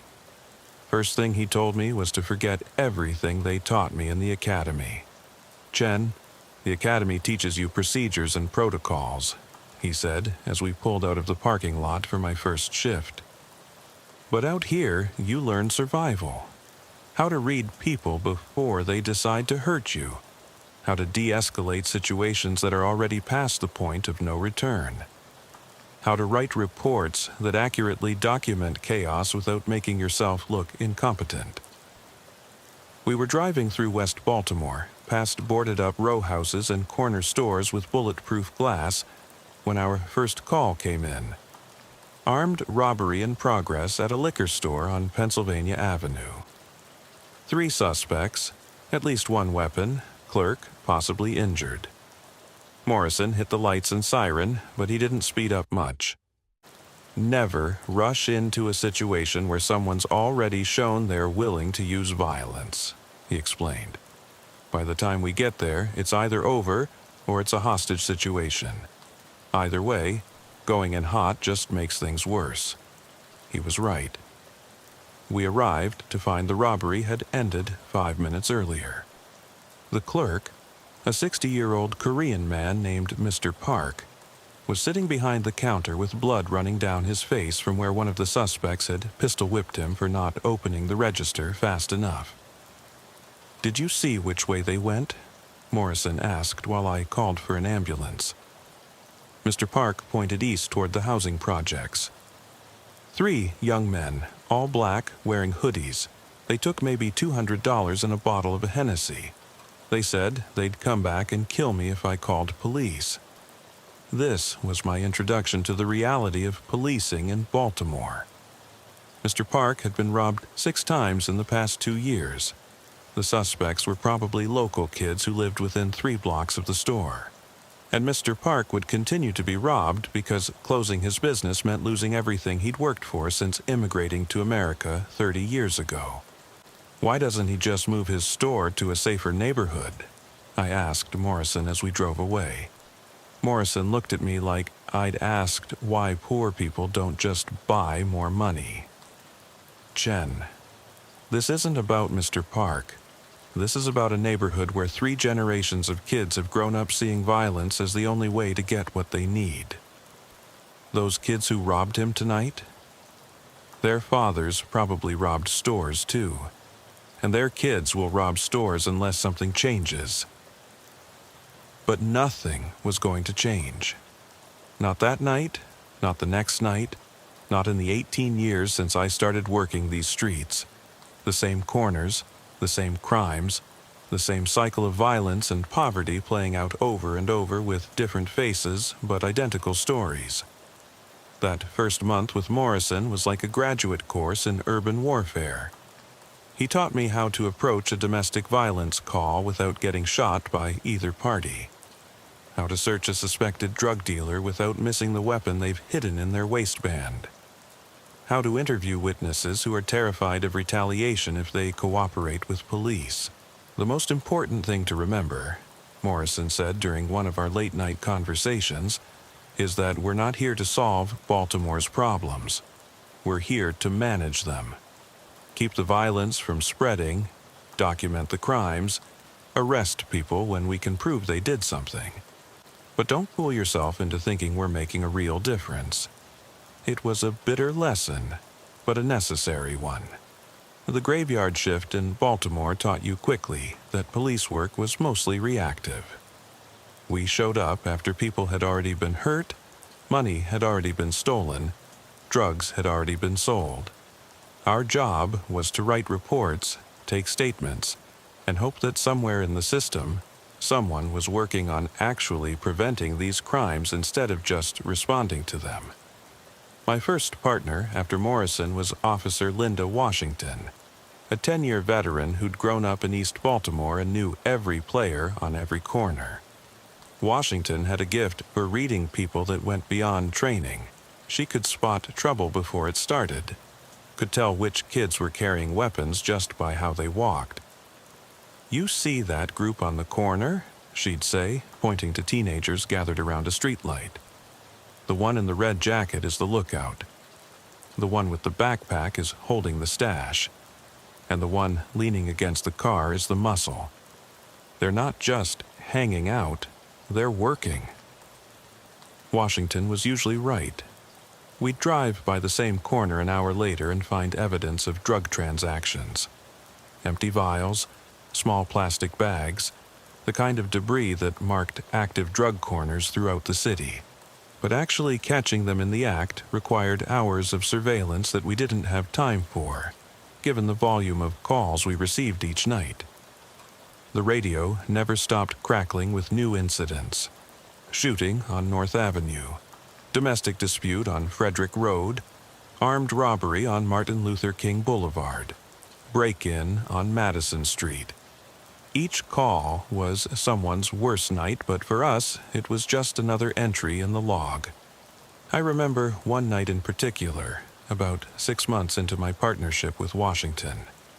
We got called to a shooting on Edmondson Avenue, 1 victim down, shooter fled the scene. When we arrived, we found a 17-year-old kid named Marcus Williams bleeding out on the sidewalk in front of a carry-out restaurant. Marcus had been shot 3 times in the chest during what witnesses described as a drug deal gone wrong. He was conscious when we arrived, but barely. Washington called for an ambulance while I applied pressure to his wounds and tried to keep him talking. "Who did this to you, Marcus?" I asked. "Help us find who hurt you." Marcus looked at me with eyes that had already seen too much for 17 years. "Can't tell you nothing," he whispered. "Snitches don't live long in this neighborhood." He died before the ambulance arrived. 17 years old, shot to death over maybe $50 worth of heroin, and his last conscious act was refusing to identify his killer because he knew that cooperating with police was more dangerous than dying. That was my introduction to the code of silence that makes police work in Baltimore so frustrating. Even victims refuse to help us solve crimes against them because they know that retaliation is swift and brutal. The people who commit these crimes live in the same neighborhoods as their victims, shop at the same stores, know the same people. There's nowhere to hide from someone who wants revenge. Washington and I worked that corner for the rest of our shift, interviewing witnesses who'd suddenly gone blind and deaf when the shooting started. We canvassed every house, every business, every person who might have seen something useful. Nobody saw anything. Nobody heard anything. Nobody knew Marcus Williams, despite the fact that he'd lived in the neighborhood his entire life. "This is what kills me about this job," Washington said as we drove away with no arrest, no leads, and another unsolved murder on the books. "These people want the violence to stop, but they won't help us stop it. They want us to magically solve crimes without their cooperation." She was right, but I was starting to understand why the witnesses stayed silent. In Baltimore, the police come and go, but the drug dealers and gang members live there. Cooperating with us might solve one crime, but it also marked you as someone who couldn't be trusted, someone who might testify against neighborhood people if the situation arose. The longer I worked graveyard shift, the more I understood that we were fighting a war with rules that guaranteed we'd lose. The criminals had no restrictions on how they operated. They could use violence, intimidation, and fear to control territory and silence witnesses. We had to follow constitutional procedures, respect civil rights, and build cases that would hold up in court. Not that many cases ever made it to court. The Baltimore prosecutor's office was overwhelmed with murders, armed robberies, and drug trafficking cases. Lesser crimes, assault, theft, property damage, were often pled down to misdemeanors or dropped entirely due to lack of resources. Criminals knew this and acted accordingly. I saw the same faces arrested over and over again for the same crimes. Drug dealers who were back on the corner within 24 hours of being arrested. Car thieves who were stealing vehicles while they were still on probation for stealing vehicles. Armed robbers who were committing new robberies while awaiting trial for previous robberies. The system wasn't broken. It was working exactly as designed. The courts processed cases as quickly as possible to avoid backlog. The jails released people as quickly as possible to avoid overcrowding. And the police arrested people as quickly as possible to clear cases and respond to new calls. But none of it made the streets safer. None of it prevented crime.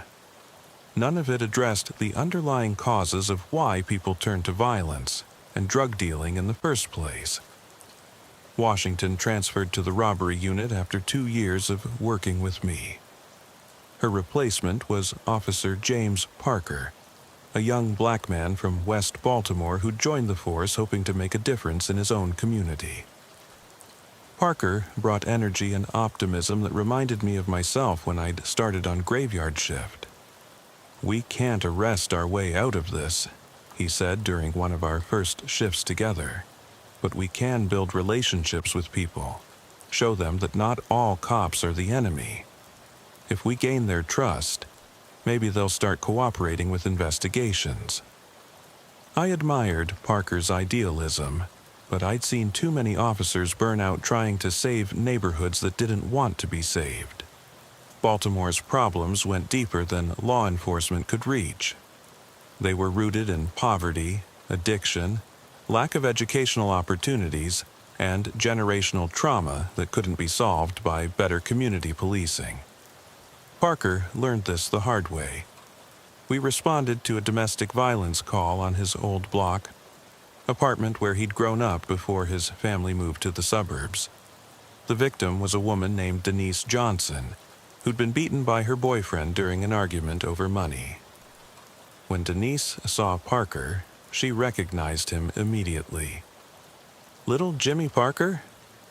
Boy, I used to babysit you when you were knee-high to a grasshopper. What you doing wearing that uniform in this neighborhood?" Parker tried to convince Denise to press charges against her boyfriend, explaining that he could arrest the man and help her get a protective order. But Denise laughed bitterly. "Jimmy, you don't understand how this works," she said. "You arrest Dante tonight, he'll be out tomorrow. And tomorrow night, when you're patrolling some other neighborhood, he'll come back here and beat me twice as bad for calling the police. That uniform don't make you one of us anymore. It makes you one of them." Parker was devastated. He'd grown up 3 blocks from where we were standing, but putting on a police uniform had made him an outsider in his own community. The people he'd wanted to help saw him as a traitor, someone who'd chosen the system over the neighborhood. "How do you deal with it?" he asked me after we left Denise's apartment with no arrest and no charges filed. "How do you keep doing this job when it feels like you're not helping anyone?" I didn't have a good answer for him. The truth was that I stayed on graveyard shift because someone had to do it, not because I believed I was making a meaningful difference. Every night we responded to calls, wrote reports, and tried to bring some small measure of order to situations that were fundamentally chaotic. The calls kept coming, each one a reminder of how broken the city had become. Child abuse cases where kids were found living in conditions that would horrify most people. Drug overdoses where we'd revive someone with Narcan only to have them overdose again the next week. Gang shootings where the victims were younger each year, kids who should have been worried about homework instead of territory disputes. One case that still haunts me happened during my 5th year on graveyard shift. We got called to a shooting on Fulton Avenue, multiple victims, possible fatalities. When we arrived, we found what looked like a war zone. 7 people had been shot during a dispute over drug territory, including 2 children who'd been playing on the sidewalk when the shooting started. Among the victims was a 9-year-old girl named Aaliyah Thompson, who'd been hit by a stray bullet while walking to the corner store to buy candy. The bullet had entered her back and lodged near her spine, paralyzing her from the waist down. She was conscious when the paramedics loaded her into the ambulance, asking if she'd ever be able to walk again. The shooting was retaliation for a murder that had happened 3 days earlier, which was itself retaliation for a robbery that had happened the week before that. The cycle of violence went back months, maybe years, with each incident spawning new incidents in an endless chain of revenge and counter-revenge. We arrested 4 people in connection with the shooting, but the case fell apart when witnesses refused to testify. The man who'd fired the shot that paralyzed Aaliyah was back on the street within 6 months, and the cycle continued. More shootings, more victims, more children caught in crossfire that had nothing to do with them. That case broke something in Parker. He'd joined the force thinking he could make a difference, but Aaliyah Thompson showed him the limits of what police work could accomplish. A 9-year-old girl was paralyzed for life because adults couldn't resolve their conflicts without guns, and there was nothing we could do to prevent it from happening again. Parker transferred to internal affairs after that case. He couldn't handle the street anymore, couldn't deal with the constant exposure to violence, and the knowledge that we were fighting a losing battle against problems that were bigger than law enforcement. My next partner was Officer Maria Rodriguez, a 15-year veteran who'd worked graveyard shift in 3 different districts. Rodriguez had developed the kind of cynical worldview that comes from seeing too much human suffering without being able to do anything meaningful about it. "Jen, you've been doing this long enough to know the truth," she said during one of our conversations. we're not crime fighters. We're social workers with guns. We respond to the same addresses over and over, arrest the same people over and over, write the same reports over and over. Nothing changes except the names and dates. Rodriguez was right, but her attitude bothered me. I understood the cynicism. I felt it myself. But I worried about what happened when police officers stopped caring about the people they were supposed to serve. When every call became just another entry in the log. When every victim became just another statistic. I'd seen it happen to other officers. They'd start treating civilians like the enemy, assuming everyone was lying, using excessive force because they'd lost faith in the legal system's ability to deliver justice. The graveyard shift broke people in different ways, and some of those ways made them dangerous. Rodriguez and I worked together for 3 years, responding to hundreds of calls, making hundreds of arrests, writing thousands of reports. We saw drug dealers shot by rival dealers, who were then shot by the friends of the original victims. We saw domestic violence cases where women were beaten so regularly that they knew exactly which hospitals had the shortest wait times for treating injuries. We responded to child abuse cases where parents were using their own children as collateral in drug deals. We investigated robberies where seniors on fixed incomes were targeted because they were known to cash Social Security checks on specific days. We processed crime scenes where gang members had been executed for showing disrespect to rivals or for failing to follow orders from higher-ranking members. Each case was someone's worst nightmare, but for us it became routine. The human brain isn't designed to process this much trauma on a daily basis without developing coping mechanisms. And those mechanisms often involved emotional detachment that made it possible to function, but impossible to feel. I started noticing changes in myself around year 8 of working graveyard shift. I'd become suspicious of everyone, assuming that people were lying until proven otherwise. I'd lost the ability to feel shocked by violence, treating murder scenes like paperwork exercises rather than human tragedies. I'd developed the 1,000-yard stare that marked veteran officers who'd seen too much for too long. The breaking point came during my 10th year on graveyard shift. We responded to a call about the shots fired in a residential neighborhood, possible domestic situation. When we arrived, we found a man named David Mitchell sitting on his front porch with a shotgun across his lap and his wife's body lying in the doorway behind him. Mitchell had discovered that his wife was having an affair with his brother. Instead of filing for divorce or seeking counseling, he'd decided to kill them both and then wait for police to arrive so they could kill him too. His brother's body was in the kitchen, and Mitchell was calmly waiting for us to give him an excuse to raise that shotgun.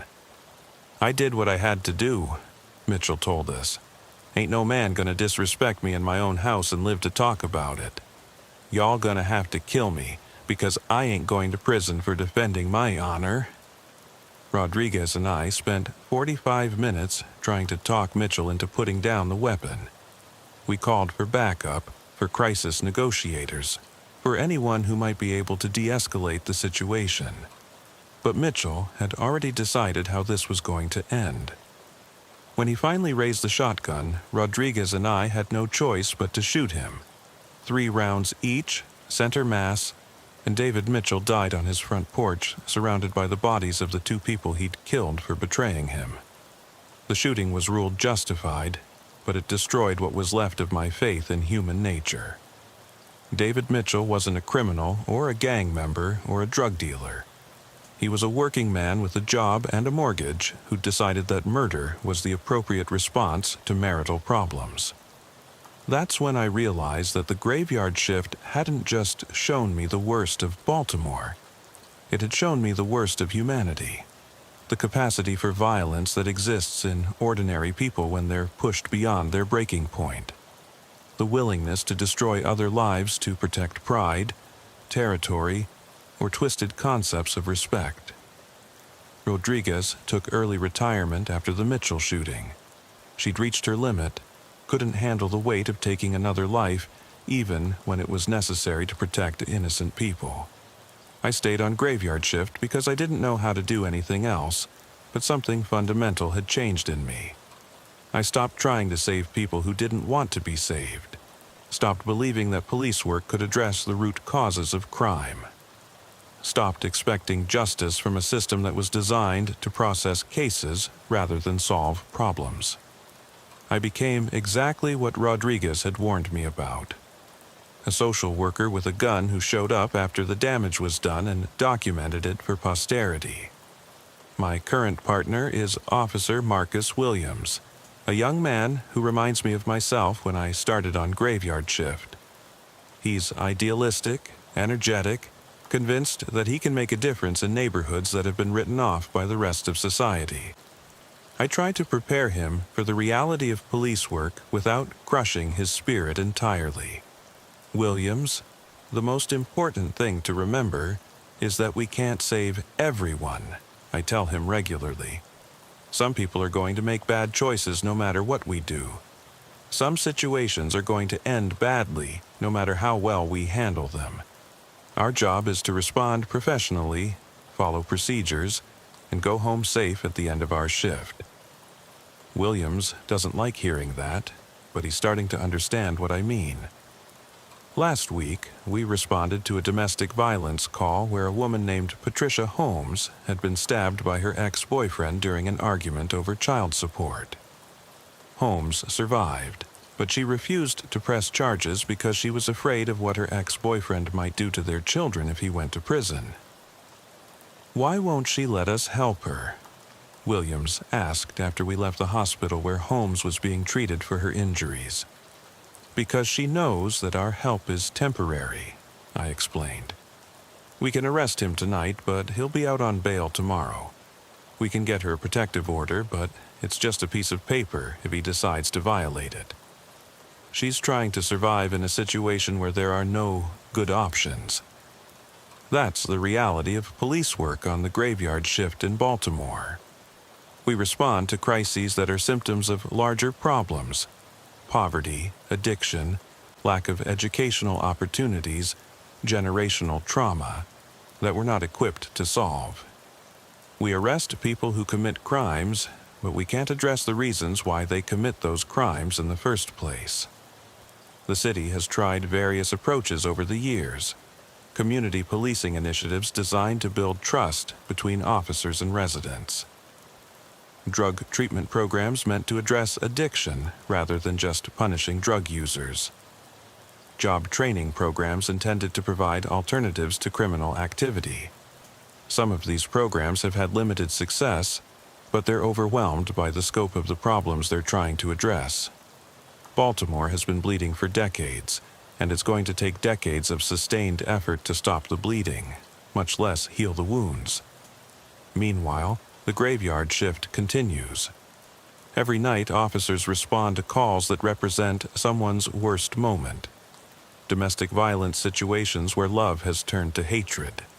Drug corners where addiction has destroyed entire families. Gang conflicts where children are taught to solve problems with guns instead of words. I've been doing this for 18 years, and I've seen 3 generations of the same families cycling through the criminal justice system. Grandfathers who went to prison for drug dealing. Fathers who went to prison for drug dealing. Sons who are following the same path. The cycle continues because nothing fundamental has changed in the neighborhoods where these families live. The most depressing part of working graveyard shift is the realization that we're not preventing crime. We're managing it. We respond to murders, but we don't prevent murders. We arrest drug dealers, but new dealers take their places within hours. We investigate robberies, but we don't address the desperation that drives people to rob others. Some nights, I wonder what would happen if every police officer in Baltimore just stopped showing up for work. Would the crime rate increase dramatically, or would people find other ways to resolve their conflicts? Would the drug trade become more violent, or would it simply become more visible? I think the answer is that things would probably get worse in the short term, but not as much worse as people might expect. Most of the crime we respond to is people hurting other people they know. Domestic violence, neighborhood disputes, drug deals gone wrong. These crimes happen regardless of police presence because they're driven by emotions, desperation, and broken relationships that exist independently of law enforcement. The graveyard shift has taught me that police officers are like emergency room doctors. We treat the symptoms, but we don't cure the disease. We stop the bleeding, but we don't address the underlying conditions that caused the injuries in the first place. That's not to say the work isn't important. People need someone to respond when they call 911. Victims deserve to have their cases investigated. Criminals need to face consequences for their actions. But pretending that police work solves crime is like pretending that emergency rooms prevent illness. Williams is starting to understand this reality, though he's fighting against it. Last month, we arrested a 15-year-old kid named Anthony Davis for armed robbery. Davis had dropped out of school to help support his family after his father was imprisoned for drug dealing. He was robbing people to pay rent and buy food for his younger siblings. "This kid isn't a criminal," Williams said, after we'd processed Davis and turned him over to juvenile authorities. "He's trying to take care of his family. The system failed him long before he picked up that gun." Williams was right, but Anthony Davis still had to be arrested because he'd committed armed robbery. The fact that he had understandable reasons for committing the crime didn't change the fact that he'd terrorized innocent people and taken their money at gunpoint. That's the moral complexity of police work that drives some officers to drink and others to early retirement. We arrest people who are often victims themselves, victims of poverty, addiction, abuse, neglect. But they're also perpetrators who have hurt other people, and our job is to enforce the law regardless of the underlying circumstances. The graveyard shift strips away the illusions that make normal life bearable. The belief that people are basically good. The faith that hard work leads to success. The assumption that the system works if you follow the rules. Working nights in Baltimore shows you that none of these things are necessarily true. Some people are good, but some people are capable of incredible cruelty. Hard work doesn't always lead to success if you're born into circumstances that make success nearly impossible. The system works for some people and fails others based on factors that have nothing to do with personal merit. These realizations don't make you a better police officer, but they make you a more honest one. You stop expecting people to behave rationally when they're desperate, addicted, or mentally ill. You stop assuming that victims are innocent and perpetrators are evil. You start understanding that most situations involve people who are both victim and perpetrator, depending on which moment in their story you happen to witness. I've got 7 years left before I can retire with full pension, and I plan to work graveyard shift until then. Not because I love the work, but because someone has to do it. Someone has to answer the calls that come in at 3 a.m. Someone has to investigate the murders that happen in neighborhoods where witnesses don't cooperate. Someone has to arrest the people who hurt others, even when those people have been hurt themselves. The graveyard shift in Baltimore is like working in a trauma center for a city that's been bleeding for decades. Every night brings new casualties, new examples of how poverty and desperation can turn ordinary people into criminals. Every shift is a reminder that the problems we're fighting are bigger than law enforcement, older than any of us, and more complex than any simple solution can address. But we keep showing up anyway. We keep responding to calls, investigating crimes, arresting suspects. Not because we think we're going to save Baltimore, but because the alternative, giving up entirely, is worse than fighting a battle we know we can't win. That's what the graveyard shift teaches you, that sometimes doing your job isn't about winning or losing, succeeding or failing. Sometimes it's about showing up when nobody else will, bearing witness to suffering when no one else can, and providing some small measure of justice in situations where justice is rare and precious. The sun comes up every morning, and the day shift takes over, and for a few hours the city pretends to be normal. People go to work, children go to school, life continues with the kind of routine that makes civilization possible. But when the sun goes down and the graveyard shift begins, the masks come off, and Baltimore shows its true face, and someone has to be there to see it, to document it, to respond to it. Someone has to be willing to walk into the darkness and try to bring some small measure of light. That's been my job for 18 years. That's what I'll keep doing for 7 more years. Because the graveyard shift in Baltimore isn't just a job. It's a calling to bear witness to the worst of human nature, while still believing that it's worth trying to protect the best. The radio never stops crackling with new calls. Shooting on North Avenue, domestic dispute on Pennsylvania Avenue, armed robbery on Martin Luther King Boulevard. Each call is another reminder that the work never ends, the problems never get solved, and the city never stops bleeding. But we keep answering anyway. We keep showing up, keep investigating, keep arresting, keep writing reports. Because someone has to do it, and it might as well be us. The graveyard shift continues, and so do we. 23 years I've been working the graveyard shift in Detroit, Michigan, and I can tell you that the city shows you its true face between midnight and 6 a.m. That's when the masks come off, when people stop pretending to be civilized, when the darkness brings out everything they've been hiding during the day.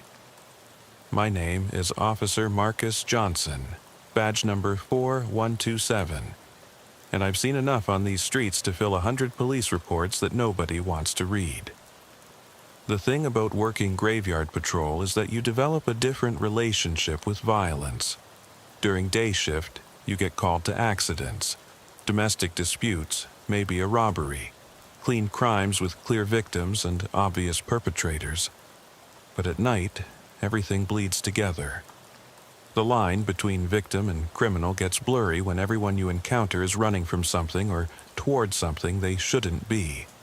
I remember my first week on graveyard back in 2001. Training officer was a 20-year veteran named Sergeant Williams, who'd worked every shift the department had to offer. He told me something that first night that I didn't understand until years later. "Johnson," he said, "day shift protects the citizens. Night shift protects the city from the citizens."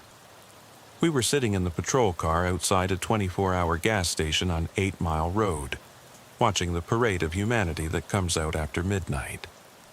Drug dealers, prostitutes, addicts looking for their next fix, people with nowhere else to go and nothing left to lose. Williams pointed to a group of teenagers gathered around a beat-up Camaro in the parking lot. "See those kids? During the day, they're in school, playing basketball, helping their mothers with groceries. But right now, at 2:30 in the morning, they're carrying guns and selling crack. Same kids, different reality. That's what the graveyard shift teaches you. People are different in the dark." He was right. I've arrested honor students for armed robbery, Sunday school teachers for prostitution, Little League coaches for running drug operations. The darkness changes people, or maybe it just reveals who they really are when they think nobody's watching. My first real taste of what the graveyard shift could be came 3 weeks into the job. Domestic violence call on Gratiot Avenue, third-floor apartment in a building that should have been condemned years ago. The complainant was a neighbor who'd heard screaming and what sounded like furniture being thrown around. Standard protocol: 2 units respond, secure the scene, separate the parties involved. I was back up to Officer Patricia Hayes, a tough woman who'd been working domestic calls for 8 years. We climbed 3 flights of stairs that reeked of urine and rotting food, following the sound of a man's voice shouting obscenities. Hayes knocked on the door and identified herself as police. The shouting stopped immediately. Then we heard running, a door slamming, and what sounded like someone climbing out a window. Hayes tried the front door, unlocked. We entered the apartment with our weapons drawn, announcing ourselves as we moved through the rooms. We found Sandra Martinez in the bedroom, 24 years old, beaten so badly that her own mother wouldn't have recognized her. Both eyes swollen shut, nose obviously broken, blood covering her face and neck. She was conscious but barely coherent, mumbling through split lips that she'd fallen down the stairs. "Ma'am, where is the person who did this to you?" Hayes asked, kneeling beside the bed. Sandra shook her head slowly. "Nobody did nothing. I fell. I'm clumsy."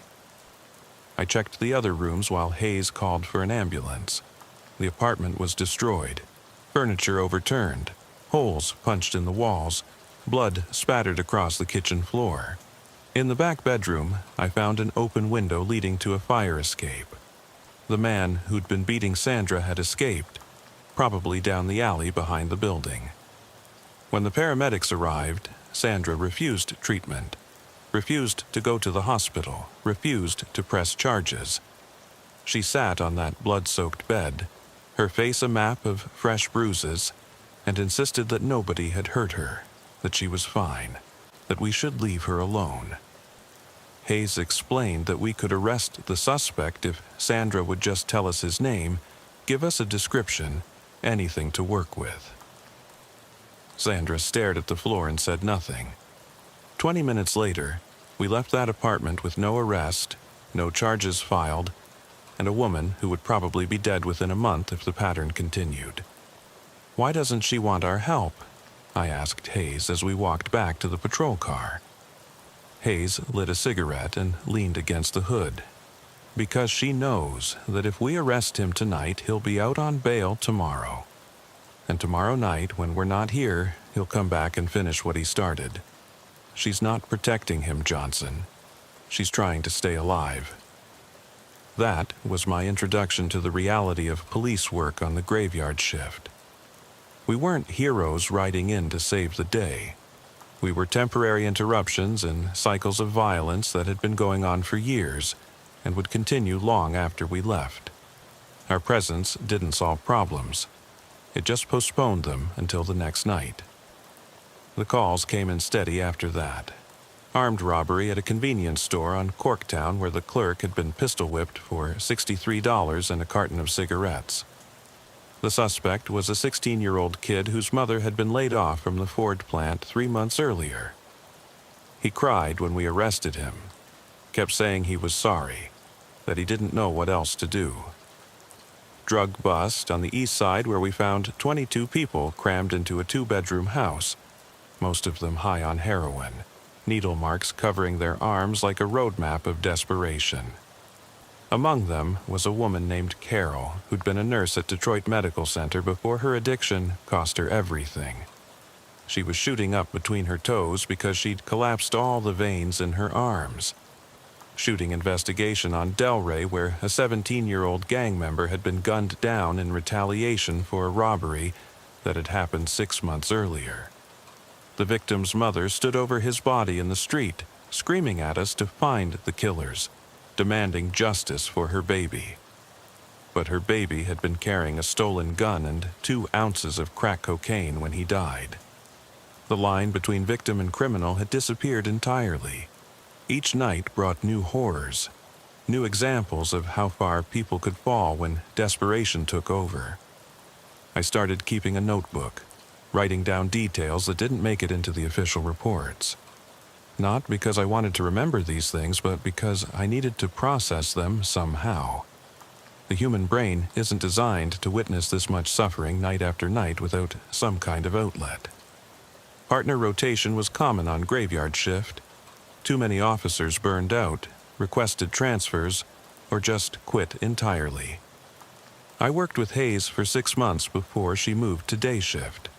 Her replacement was Officer Tony Rodriguez, a 5-year veteran who'd transferred from narcotics after his partner was shot during a drug raid. Rodriguez brought a different perspective to the job. Where Hayes had been methodical and by the book, Rodriguez was aggressive and intuitive. He could spot trouble from 3 blocks away, could read people's intentions in their body language and facial expressions. He taught me to trust my instincts, to react to threats before they became deadly. "The streets are like a jungle, Johnson," he said during one of our first patrols together. "Predators, prey, and scavengers. Your job is to figure out which one you're dealing with before they figure out what you are." Rodriguez was right. The graveyard shift was an ecosystem of violence and desperation, and we were just another species trying to survive in it. The drug dealers saw us as a threat to their territory. The addicts saw us as obstacles to their next fix. The gang members saw us as representatives of a system that had written them off years ago. But we also encountered people who were genuinely grateful for our presence. Like Mrs. Henderson, an 80-year-old woman who lived alone in a house on the west side and called us every few weeks when she heard noises outside her window. Most of the time it was nothing. Cats, wind, her imagination amplified by fear and loneliness. But we always responded, always checked her house, always spent a few minutes talking to her before we left. "You boys are the only ones who care if I live or die," she told us one night after we'd checked her basement for intruders that didn't exist. "My own family doesn't call anymore, but you come when I need you." Those moments of human connection kept us going through the worst calls. They reminded us that not everyone we encountered was a threat, that some people still believed in the idea that police officers were there to help. The worst call I ever responded to came on a Tuesday night in January, 3 years into my graveyard shift career. Child abuse investigation on the South Side. Apartment complex that housed mostly single mothers and their children. The complainant was a teacher who'd noticed bruises on a 6-year-old boy named Michael during class. Rodriguez and I arrived at the apartment at 11:47 p.m. The mother, Angela Simpson, answered the door wearing a bathrobe and the kind of defensive expression that immediately put us on alert. She insisted that Michael was sleeping, that he was fine, that the teacher was overreacting to normal childhood accidents. "Ma'am, we need to see the child," Rodriguez explained. "This is a welfare check. We're required to visually confirm that he's safe and unharmed." Angela led us to a small bedroom, where Michael was curled up on a mattress on the floor. Even in the dim light, I could see the bruises covering his arms and back. Fresh ones, old ones, bruises in various stages of healing that painted a timeline of abuse stretching back months. Rodriguez called for Child Protective Services while I documented the injuries with photographs. Michael woke up during the process, looked at my uniform, and immediately started crying. Not the normal fear of strangers that kids his age often show around police. This was something deeper. Terror that came from learning early that adults were dangerous. "Please, don't hurt my mommy," Michael whispered. "She said if I told anyone, bad men would come and take her away." Angela Simpson was arrested that night for child abuse. Michael was placed in emergency foster care. The investigation revealed that Angela's boyfriend, Marcus Wright, had been using the boy as a punching bag whenever he got drunk or high. Wright had 3 prior convictions for domestic violence and was already wanted on an outstanding warrant for assault. But the worst part wasn't the abuse itself. It was the system that had failed to protect Michael before it got this bad. The school had reported suspicious injuries twice in the past 6 months. Social workers had conducted home visits and found nothing suspicious. Neighbors had called in noise complaints about screaming and fighting, but no one had followed up on the welfare of the child involved. We arrested Wright 2 days later during a traffic stop. He showed no remorse, claimed that Michael was a difficult child who needed discipline, insisted that what happened in his home was nobody else's business. During processing, we discovered that he'd been abusing children for years, moving from family to family, finding vulnerable single mothers who were too desperate or afraid to protect their children from him. That case changed something in me. The constant exposure to violence and cruelty was starting to affect my ability to see good in people. I found myself becoming suspicious of everyone. Neighbors who called in complaints, family members who claimed they were worried about each other, even victims who seemed too eager to help with investigations. Rodriguez noticed the change first. "You're getting burned out, partner," he said one night after we'd responded to our third domestic violence call of the shift. "I can see it in your eyes. You're starting to assume everyone's lying." He was right. The graveyard shift was wearing away at my faith in human nature, one brutal call at a time.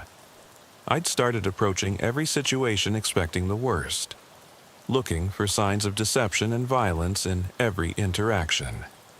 It was a necessary survival skill for police work, but it was poisoning my ability to connect with people outside of work.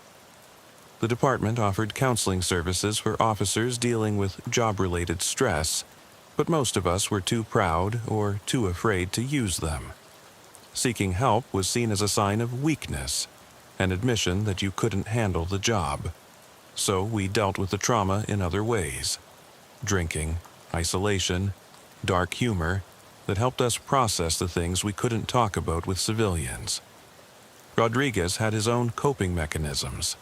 He collected vintage motorcycles, spent his days off restoring engines and rebuilding transmissions. The mechanical precision of the work helped him process the chaos of the streets. For me, it was boxing. I spent hours at the gym, taking out my frustration on heavy bags and speed bags, using physical exhaustion to quiet the memories that played on repeat in my head. But even with outlets for stress, the job continued to take its toll. I started having nightmares about the calls we'd responded to. Michael Simpson's terrified face would wake me up in the middle of the day. Sandra Martinez's beaten features would appear in my dreams, asking why we hadn't saved her. The 16-year-old armed robber would cry and apologize over and over until I jolted awake in a cold sweat. The worst part was the feeling of helplessness. Every night we responded to crisis after crisis, but we never solved anything.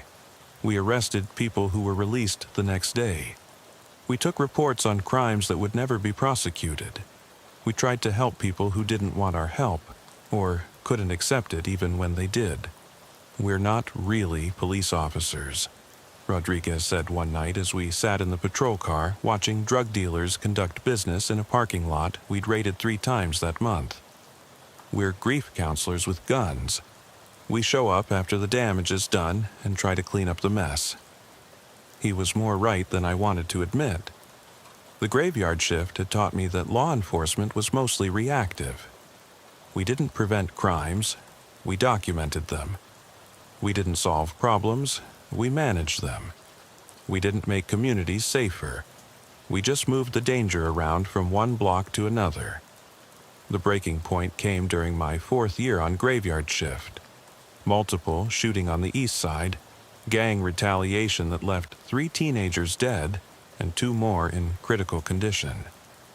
The scene was chaos, blood everywhere, shell casings scattered across the sidewalk, witnesses who'd suddenly gone blind and deaf when we started asking questions.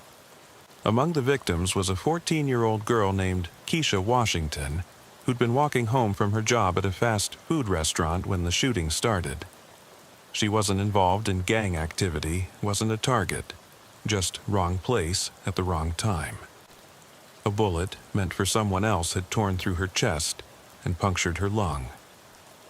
I rode with Keisha in the ambulance to Detroit Medical Center, holding pressure on her wound while the paramedics worked to keep her stable. She kept asking if she was going to die, kept saying she was supposed to help her little brother with his homework that night. Her blood soaked through my uniform shirt as I told her everything was going to be okay, knowing it probably wasn't. Keisha died on the operating table at 4:23 a.m. The surgeons worked on her for 2 hours, but the damage was too extensive. She was 14 years old, an honor student, never been in trouble with the law. She died because 2 groups of teenagers decided to settle their differences with guns in the middle of a residential neighborhood. I sat in the hospital waiting room until the end of my shift, staring at Keisha's blood under my fingernails, trying to make sense of what had happened. Her mother arrived around 6 in the morning, still wearing her work uniform from the overnight cleaning job that was supposed to pay for Keisha's college tuition. "Why?" was all she could say. "Why my baby?" She was good. She never hurt nobody. Why my baby? I didn't have an answer then, and I don't have one now. Keisha Washington died because violence had become so normalized in certain parts of Detroit that teenagers carried guns like previous generations had carried pocket knives. She died because poverty and desperation had created an environment where human life had less value than reputation or territory. After Keisha's funeral, I requested a transfer to day shift. I'd reached my limit with the graveyard shift, with the constant exposure to humanity at its worst. I needed to work cases where good guys and bad guys were clearly defined, where victims were actually victims and criminals were obviously criminals. Captain Morrison approved the transfer, but not before calling me into his office for a conversation I'll never forget. "Johnson, you've been a good officer on graveyard shift," he said, "but I can see what it's done to you. You've got that look in your eyes that tells me you've seen too much. The department has resources available if you need to talk to someone." I told him I was fine, that I just wanted a change of pace. But Morrison had been around long enough to recognize the signs of an officer who was starting to break down. "The graveyard shift changes people," he said. "It shows you sides of human nature that most people never see. Some officers handle it better than others. There's no shame in admitting that you need a break from it." He was right, of course. The graveyard shift had changed me in ways I was only beginning to understand. I'd lost my faith in the idea that people were basically good, that civilization was anything more than a thin veneer covering the brutality that lurked beneath the surface. Day shift was different. Traffic violations, shoplifting arrests, accident investigations, crimes with clear motives and obvious solutions. I missed the adrenaline rush of graveyard patrol, but I appreciated the predictability of working when normal people were awake and functioning. But even on day shift, I carried the memories of those 4 years working nights.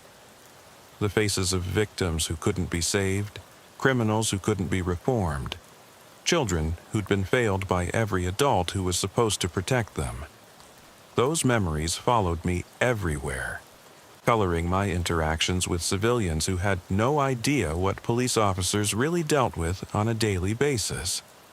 Rodriguez stayed on graveyard shift for 2 more years before transferring to robbery investigation. We still talk occasionally, usually over beer at a cop bar near the precinct.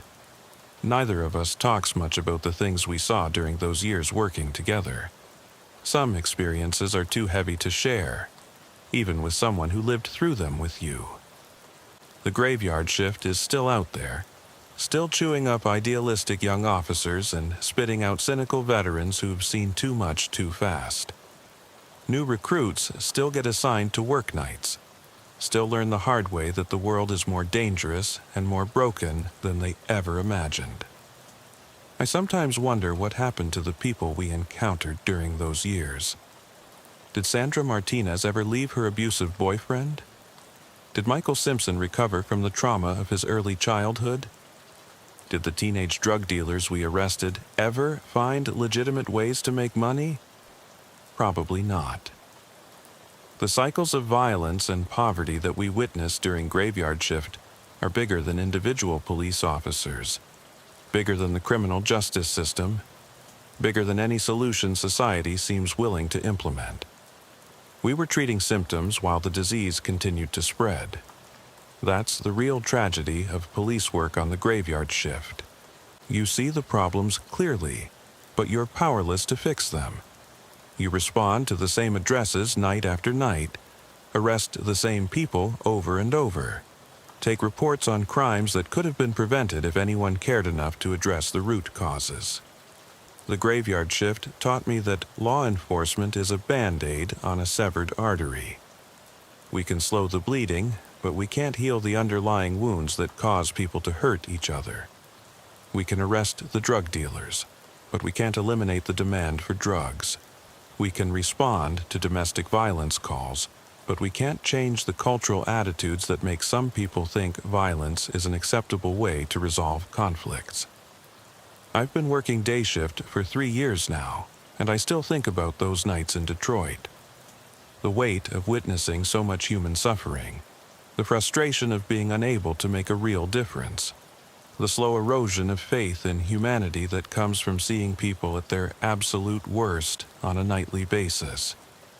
Some nights, when I'm lying in bed trying to fall asleep, I can still hear Keisha Washington asking if she's going to die. I can still see Michael Simpson's bruised arms and terrified eyes. I can still smell the blood and desperation that permeated every call we responded to during graveyard shift. The badge is supposed to represent justice, protection, service to the community. But working graveyard shift taught me that sometimes the badge is just a target that identifies you as someone who shows up after everything has already gone wrong. Someone who documents the damage but can't prevent it from happening again tomorrow night. That's the burden of the graveyard shift. You become a witness to the worst of human nature, night after night, until it becomes normal. Until violence stops shocking you. Until death becomes routine. Until you start measuring success not by the people you save, but by the people you don't lose. The darkness doesn't just hide the crimes, it reveals them. And once you've seen what people are capable of when they think nobody's watching, when desperation overrides conscience, when addiction destroys everything that makes someone human, you can never unsee it. The graveyard shift is still out there, waiting for the next group of young officers who think they're going to make a difference, who believe that good always triumphs over evil, that the system works, that justice is more than just a word painted on the side of a patrol car. They'll learn, just like I did, just like Rodriguez did, just like everyone who works the streets when the sun goes down and the masks come off. They'll learn that the graveyard shift doesn't just patrol the city at night.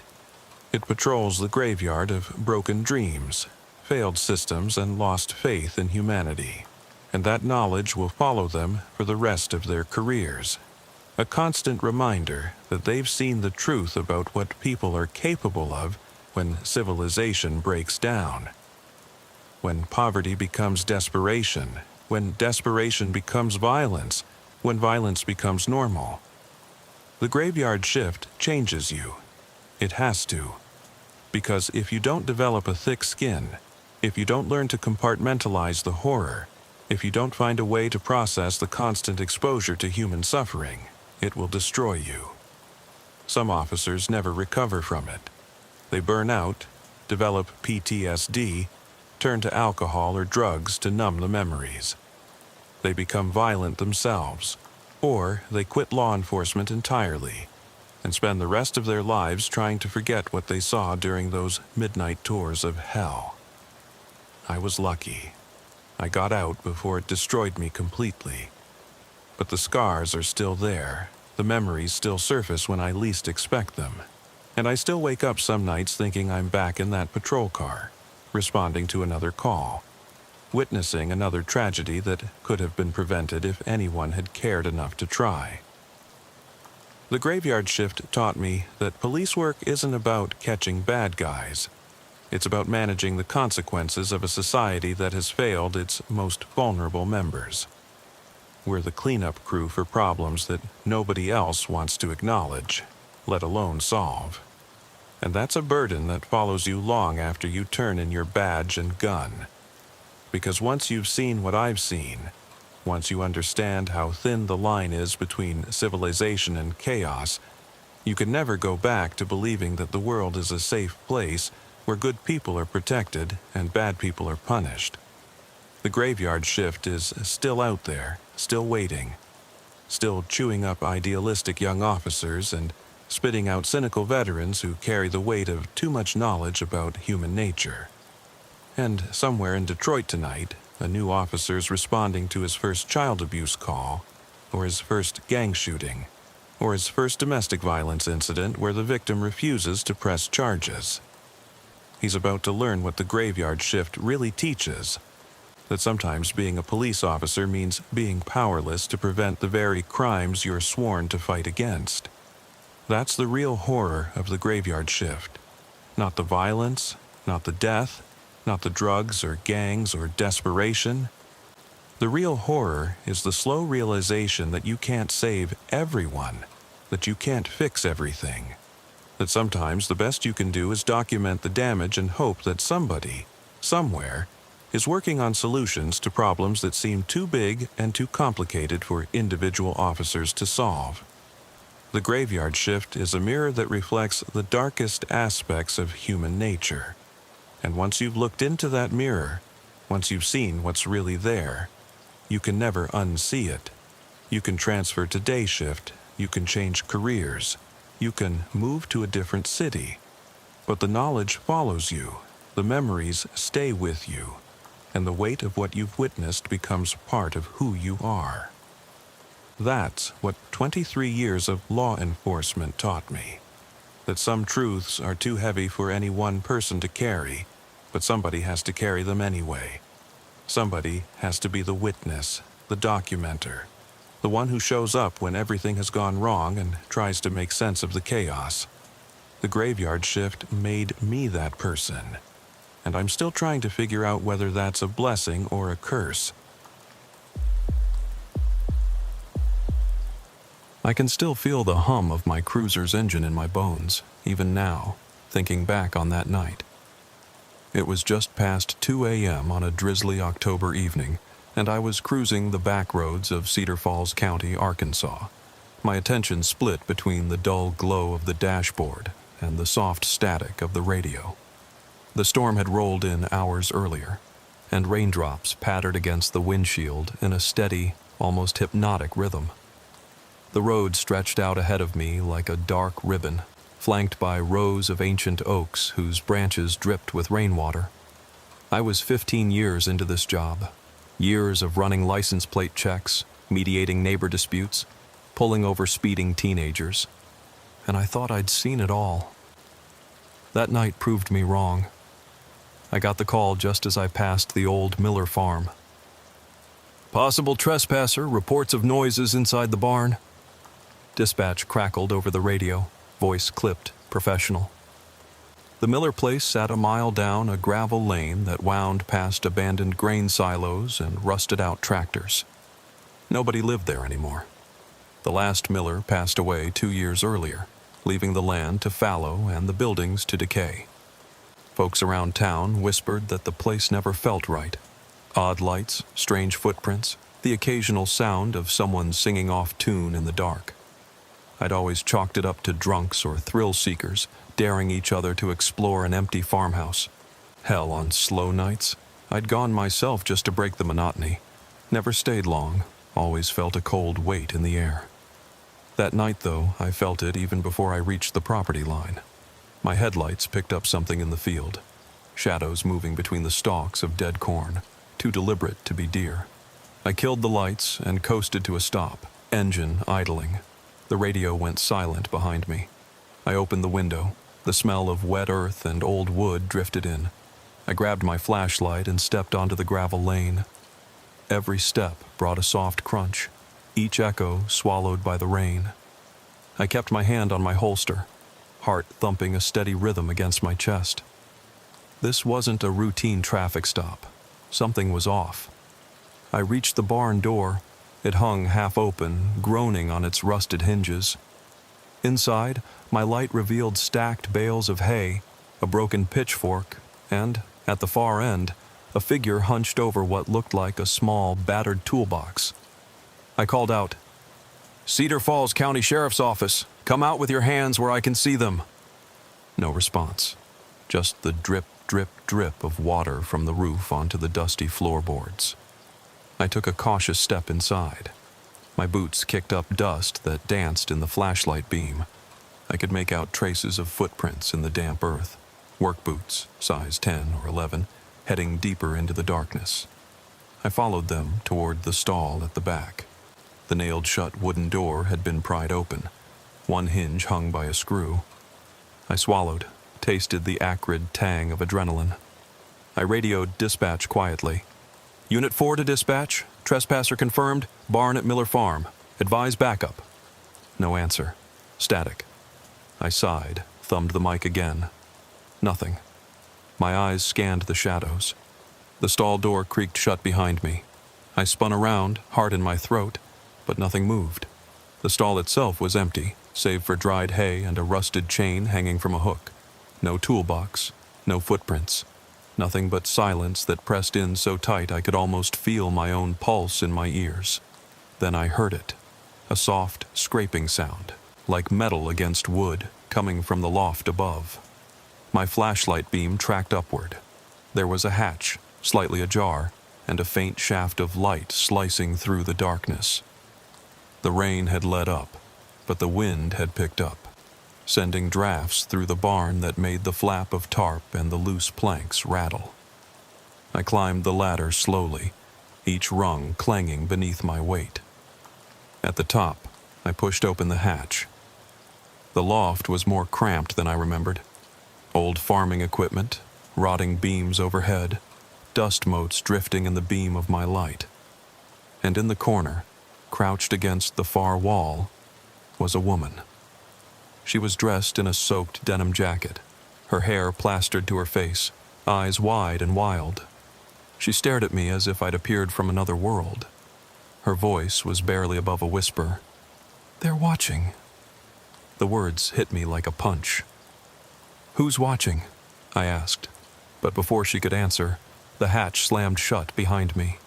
My flashlight flickered, and when it came back on, she was gone. The loft was empty. Only the pale beam of my light, the dark corners, and that whisper still echoing in the air.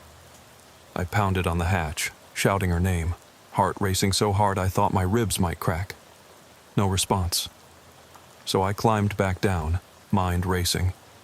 My flashlight beam danced over claw marks etched into the wood near the top of the ladder. Deep gouges that hadn't been there moments before. My pulse slammed in my ears as I tried to rationalize. An animal? A prank? But the marks were too precise, deliberate, like someone had taken a blade and carved them into the wood. And that single phrase, "they're watching," hung between the shadows. I called for backup again, voice tight. Finally, dispatch crackled back. "Unit 4, do you copy?" Relief washed over me. I briefed them quickly, but every word felt inadequate. When my backup arrived, we swept every building, field, and tree line. No sign of her. No toolbox, no footprints beyond those original ones leading into the barn, and no sign of how she'd escaped. We scoured the property until dawn, but found nothing. No cameras, no equipment, no explanation. Just the faint echo of her whisper and those gouges in the loft, still fresh and red in the dim light. I filed my report, head pounding, convinced I'd missed something. Weeks later, I went back at first light, alone. The barn sat silent, skeletal against the pale sky. I walked inside, flashlight in hand. The hatch was closed, hinges intact. No claw marks, no footprints. The barn looked abandoned, empty, harmless. But I knew what I'd seen. I knew what I'd heard. And I knew something, or someone, had been there in the dark with me, watching. I pressed my back against the wall, flashlight sweeping the rafters. I closed my eyes and listened. The rain had returned. a soft tapping on the metal roof. But under it, I thought I heard a voice so faint I almost mistook it for the wind. "Help me," it said. And for a moment, every hair on my arms stood on end, because I was the only one there. I could feel eyes on me from every shadowed corner, waiting. I didn't sleep that night. Back at the station, I sat in an empty roll call room, the overhead fluorescent lights buzzing quietly, a hot cup of stale coffee growing cold in my hand. My uniform still damp from the rain, I stared at the barn's floor plan I'd sketched in my notebook, the ladder, the loft hatch, the stall door. Every line felt too neat, too clinical for what I'd experienced. Logic told me it was a prank, some kid with a headset, sound effects, and a handful of nails to gouge marks into the wood. But my gut told me otherwise. I replayed the moment I saw her face, that wild, haunted look in her eyes. Her plea, "They're watching," echoed in my skull over and over. I felt the weight of it like a hand on my shoulder, cold and unrelenting. I asked dispatch if any missing person reports backed up a young woman matching that description, but the answer was always the same: negative. No runaways, no Amber Alerts, no transient sightings that fit. And if she wasn't on the books, who was she? By dawn, I'd driven the gravel lane a dozen times, flashlight in one hand, coffee in the other, searching under every corn husk and behind every tractor tire. The wind had picked up, rattling the barn doors, and I half expected to see her dart across the road, slipping into the nearest thicket. But there was nothing, just the swaying stalks and empty fields. When sunlight finally broke through low clouds, I called in for a formal search. K9 units, ATVs, thermal scans, every tool we had. But the barn remained silent. The marks in the loft had vanished. Any trace of the toolbox was gone. It was as though my mind had conjured the entire thing. I felt a knot in my throat every time someone asked the obvious question. "You sure you weren't imagining it, Ortega?" I clenched my jaw and nodded, but inside I burned with frustration, fear I might be losing it.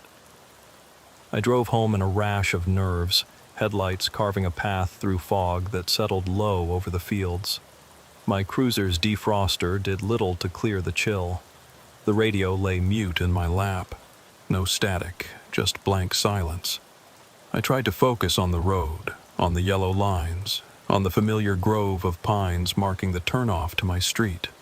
But my mind kept drifting back to the loft hatch, the doll I'd never found, and that rasping voice.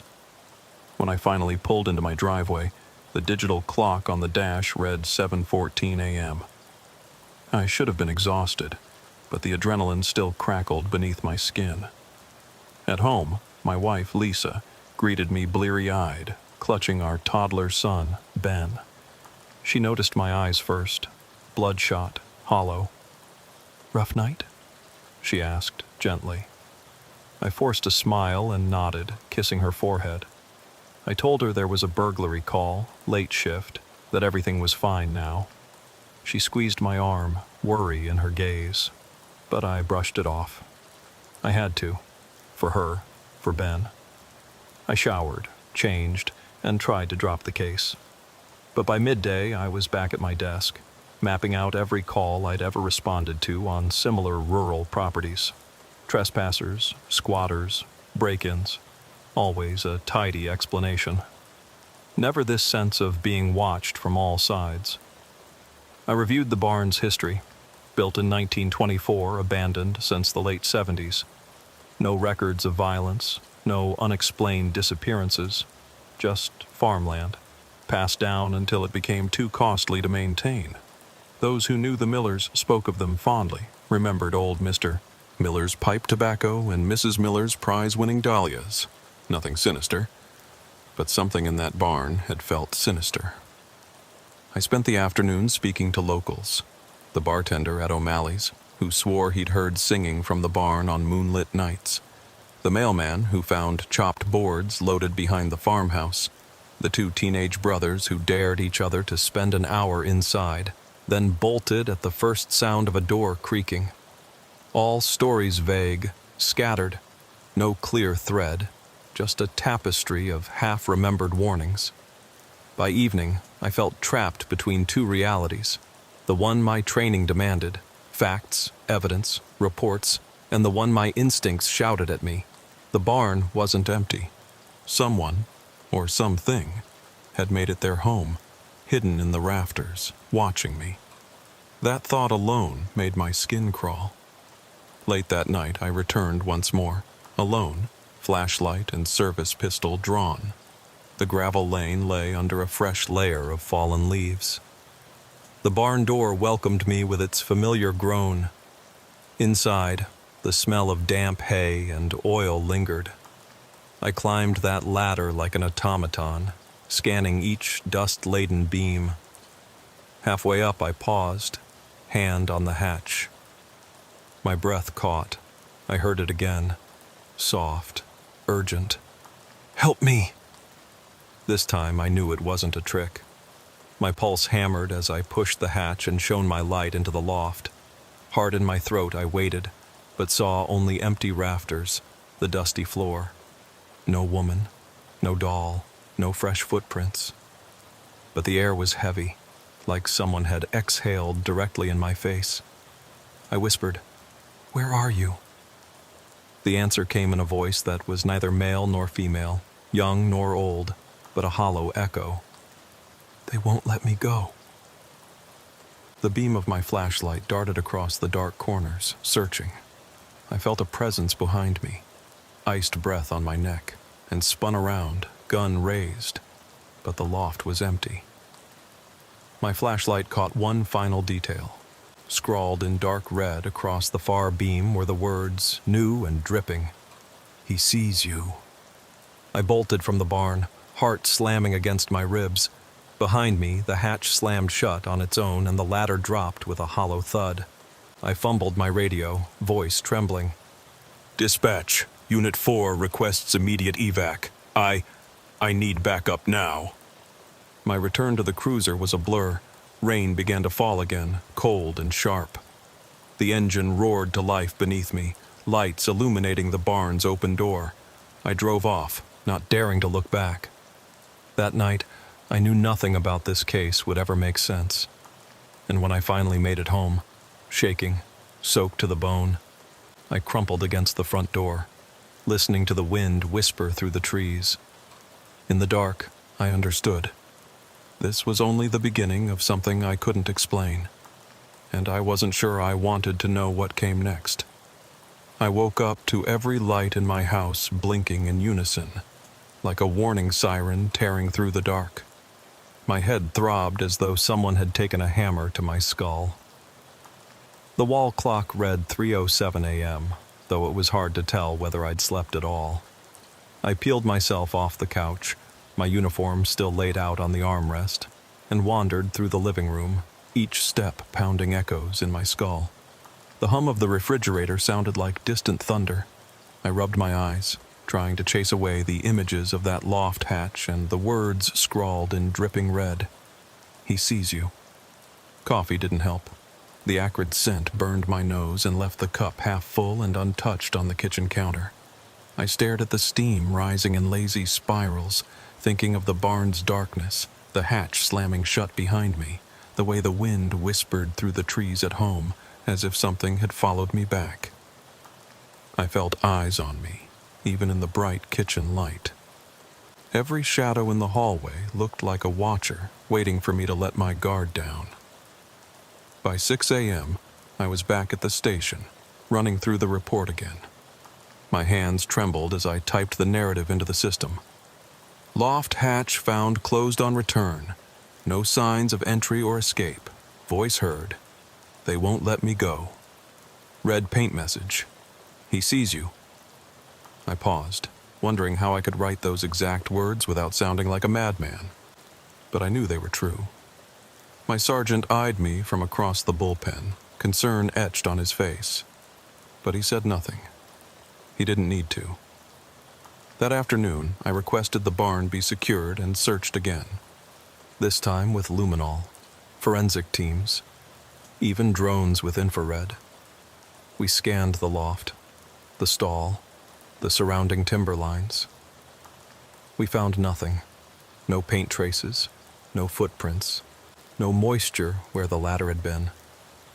It was as if the barn reset itself between visits, erasing every sign of intrusion. My partner, Diaz, watched me pack up equipment and handed me a water bottle. "You okay, man?" he asked. I shrugged, forcing a laugh. "Just chasing ghosts." He patted my shoulder and said, "Take the day off." I came home early, leaving the cruiser parked in the driveway like a sentinel. Inside, Lisa and Ben were asleep. The house smelled of laundry detergent and warm wood floors. I stepped into the shower, letting hot water pummel my shoulders, hoping to wash away the tension. But the moment the water hit my back, I heard it again. So faint, I thought it was the pipes rattling. "Help me." I froze, breath catching in my throat. The voice echoed off the tiles. Wet hands shot to my sides. No one was there. I dressed slowly, heart pounding. I thought about sending Lisa away for the night, but she deserved rest. Instead, I stuffed my jacket into the closet and pulled on sweatpants. I checked the pistol in my bedside drawer, loaded, safety on, and slid into bed. Every muscle in my body twitched, waiting for another whisper. I lay there in the dark, staring at the ceiling, listening. The rain tapped softly on the window. And then I heard something even more familiar. The slow creak of the loft hatch in the barn, like it was opening for me again. Morning came without relief. I drove back to the barn one last time, determined to break the cycle. The rain had washed away the last of the footprints, but when I climbed that ladder, I saw fresh scratches, thin, frantic, etched across the beam where the hatch met the frame. I traced them with my flashlight. They were new. My pulse went into overdrive. I raised the hatch and shone my light inside. The loft was empty, but my ragged breathing filled the silence.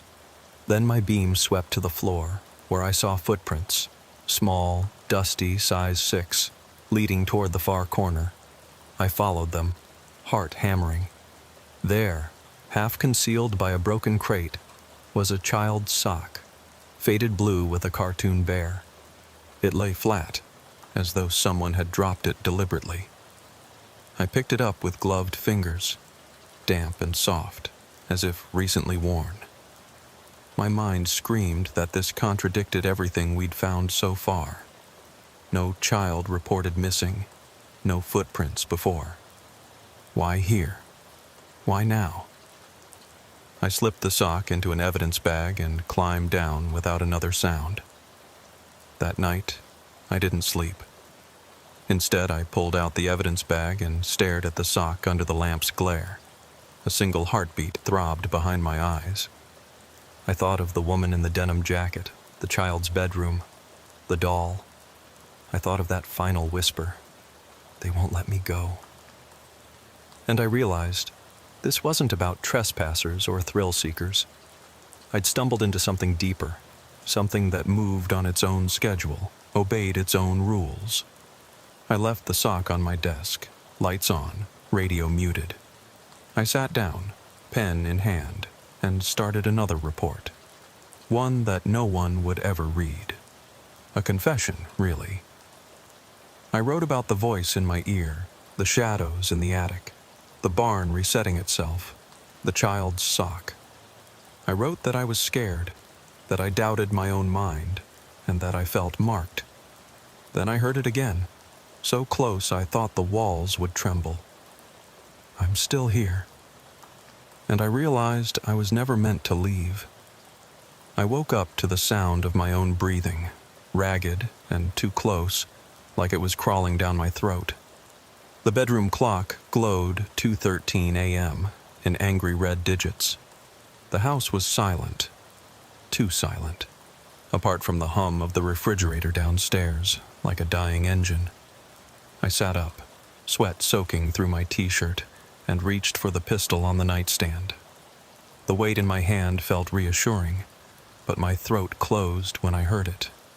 A soft thump from the living room, deliberate and slow. I slid out of bed without a sound, feet landing on cool wood. In the hall mirror, I caught my reflection. Dark circles under sunken eyes, jaw clenched so hard my teeth ached. I swallowed, fought the urge to panic. I crept toward the door, pistol raised, senses straining. The thump came again, once, twice. A mirror frame nudged against the wall as if someone brushed past it. "Hello?" My voice came out rough. "Who's there?" Silence answered. I stepped into the living room. The furniture lay as I'd left it. Couch, coffee table, TV stand. But the front door, locked hours ago, hung slightly ajar, its deadbolt still engaged. Rain had begun again, thin lines of water tracing pale trails on the hardwood floor. My pulse pounded as I crossed the room and flicked on the hallway light. The beam caught something. Footprints in the mud, small and barefoot, leading toward the kitchen. I chased them, mind racing with questions. No Viper teams, no backup, just me, alone on my own turf. Hunted. The footprints ended at the kitchen threshold. I swallowed hard and stepped inside. The sock from the barn lay on the counter, the faded blue with the cartoon bear still damp. I'd never bagged it for evidence. I'd brought it home. Stupid. Reckless. Now it lay there as a beacon. Proof that whatever was stalking me had followed me home. My pistol trembled as I scooped the sock off the counter. I glanced out the window. Empty lawn, the street lamp flickering beyond the driveway. No sign of movement, but I could feel eyes on me, patient and waiting. I backed away, sock gripped tight. The kitchen door creaked behind me. I spun, no one there. My breath caught as the sock slipped from my fingers, landing at my feet with a soft plop. That's when I heard the whisper, right against my ear, so close I felt its cold breath. "You can't hide." I spun again, pistol raised, and flicked the kitchen light on and off. The bulb stuttered and died, plunging me into darkness. My heart hammered. I flicked it back on. In the corner by the pantry, I saw her silhouette. The woman in denim, hair plastered to her face, eyes hollow. She stood there motionless, hands clenched at her sides. My throat went dry. I cleared my voice. "Who are you? What do you want?" My words sounded small in the cavernous silence. She stepped forward, each movement slow, deliberate. Her eyes bore into me, unblinking, unreadable. Then she spoke in that hollow voice, layered with something else. Childlike, frightened. "They took him." I hesitated. "Who?" "Who did?" The pistol shook in my hand. She tilted her head, and I saw the attic hatch etched on her denim jacket in faint lines. My barn's loft. "They took James," she said. The name slammed into me. James. My son's name. My breath froze. "What do you know about my son?" My voice cracked. She stretched her hand out, palm up, as if offering something. In the dim light, her fingers clenched around something small. She opened her hand. In her palm lay a single square of faded blue fabric, frayed at the edges. My son's blanket. My eyes blurred. That blanket had gone missing 2 nights ago. I'd searched the yard, the car, Lisa's sewing basket, no sign. Now, here it lay, in the palm of this specter's hand. "Where is he?" I rasped. Her eyes flickered with something. Regret, sorrow, relief. "He's with them." I tensed, ready to demand more. But before I could speak, the electricity snapped back on. The kitchen flooded with harsh light. She vanished. The sock and blanket square lay on the floor. My pistol's barrel trembled. I knelt and scooped them up, chest tightening. My phone buzzed in my pocket. I checked it. An unknown number calling, repeated 3 times. My hands shook so badly I almost dropped the phone as I answered. Ortega. My voice was barely a whisper. A raspy, distant voice spoke. Do you see him, Sam? I froze. Who is this? A chuckle, low and unsettling. He's closer than you think. The line went dead. My legs gave out. I sank against the counter, socks soaked and soggy. The blanket square and barn sock lay across my lap like evidence of my own failure. I thought of Ben, sleeping safe, or so I believed, in his crib only rooms away. But whoever, whatever this was, had breached my home, played with my son's belongings, toyed with my mind. I rifled through drawers for the house keys, my pistol holstered at my side. I had to find him. I had to get back up. I had to... something. But as I fumbled for my badge and keys, I heard the soft thump of footsteps on the porch. I froze, pulse slamming. The front door handle rattled, then the door swung open. I stood, pistol raised, glaring at the darkness beyond the porch light.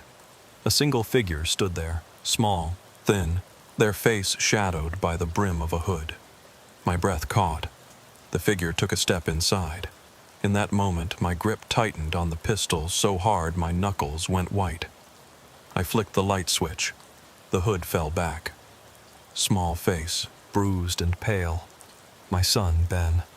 His eyes were wide with fear and something else. Recognition. He looked at me as if he'd been waiting. Daddy? His voice cracked. My relief roared through me like a wave. I dropped to my knees and scooped him into my arms, tears burning my eyes. Ben, thank God. I hugged him, heart pounding so hard it echoed in his ears. He trembled, clutching my collar. I breathed in his familiar, sweet smell, baby shampoo and warm skin. But then I saw it. A dark smear on his pajama sleeve, like dried mud or worse. I peeled back his cuff. There, pressed into his flesh, was a symbol I recognized from the barn loft beams. 3 interlocking triangles, carved into wood but now branded on my son's skin in a dull, angry red. I gasped, lifting his arm. He stared at me, wide-eyed, and whispered, They said I belong. I froze, blood pounding in my temples. My son belonged to them now. I held him tight, rocking him, his small body shaking against mine. He buried his face in my shirt.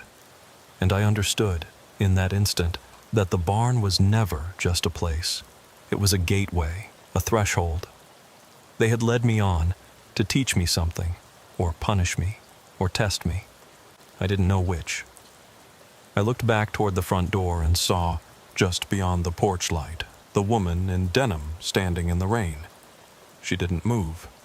She raised a hand in a gentle wave, and then the rain washed her away. I turned back to my son, cradling him, and realized there was no running from this. No safe place. They were everywhere, and now they had him. I backed away slowly, keeping my gaze on his branded arm. I felt the weight of my service pistol heavy at my side, a useless talisman. I didn't know what came next, only that the promise in those words, "You can't hide," was real. I held my son close and whispered into his hair, "I won't let them take you." His small voice trembled against my jacket, but he didn't reply, because he knew. And I understood that I never would.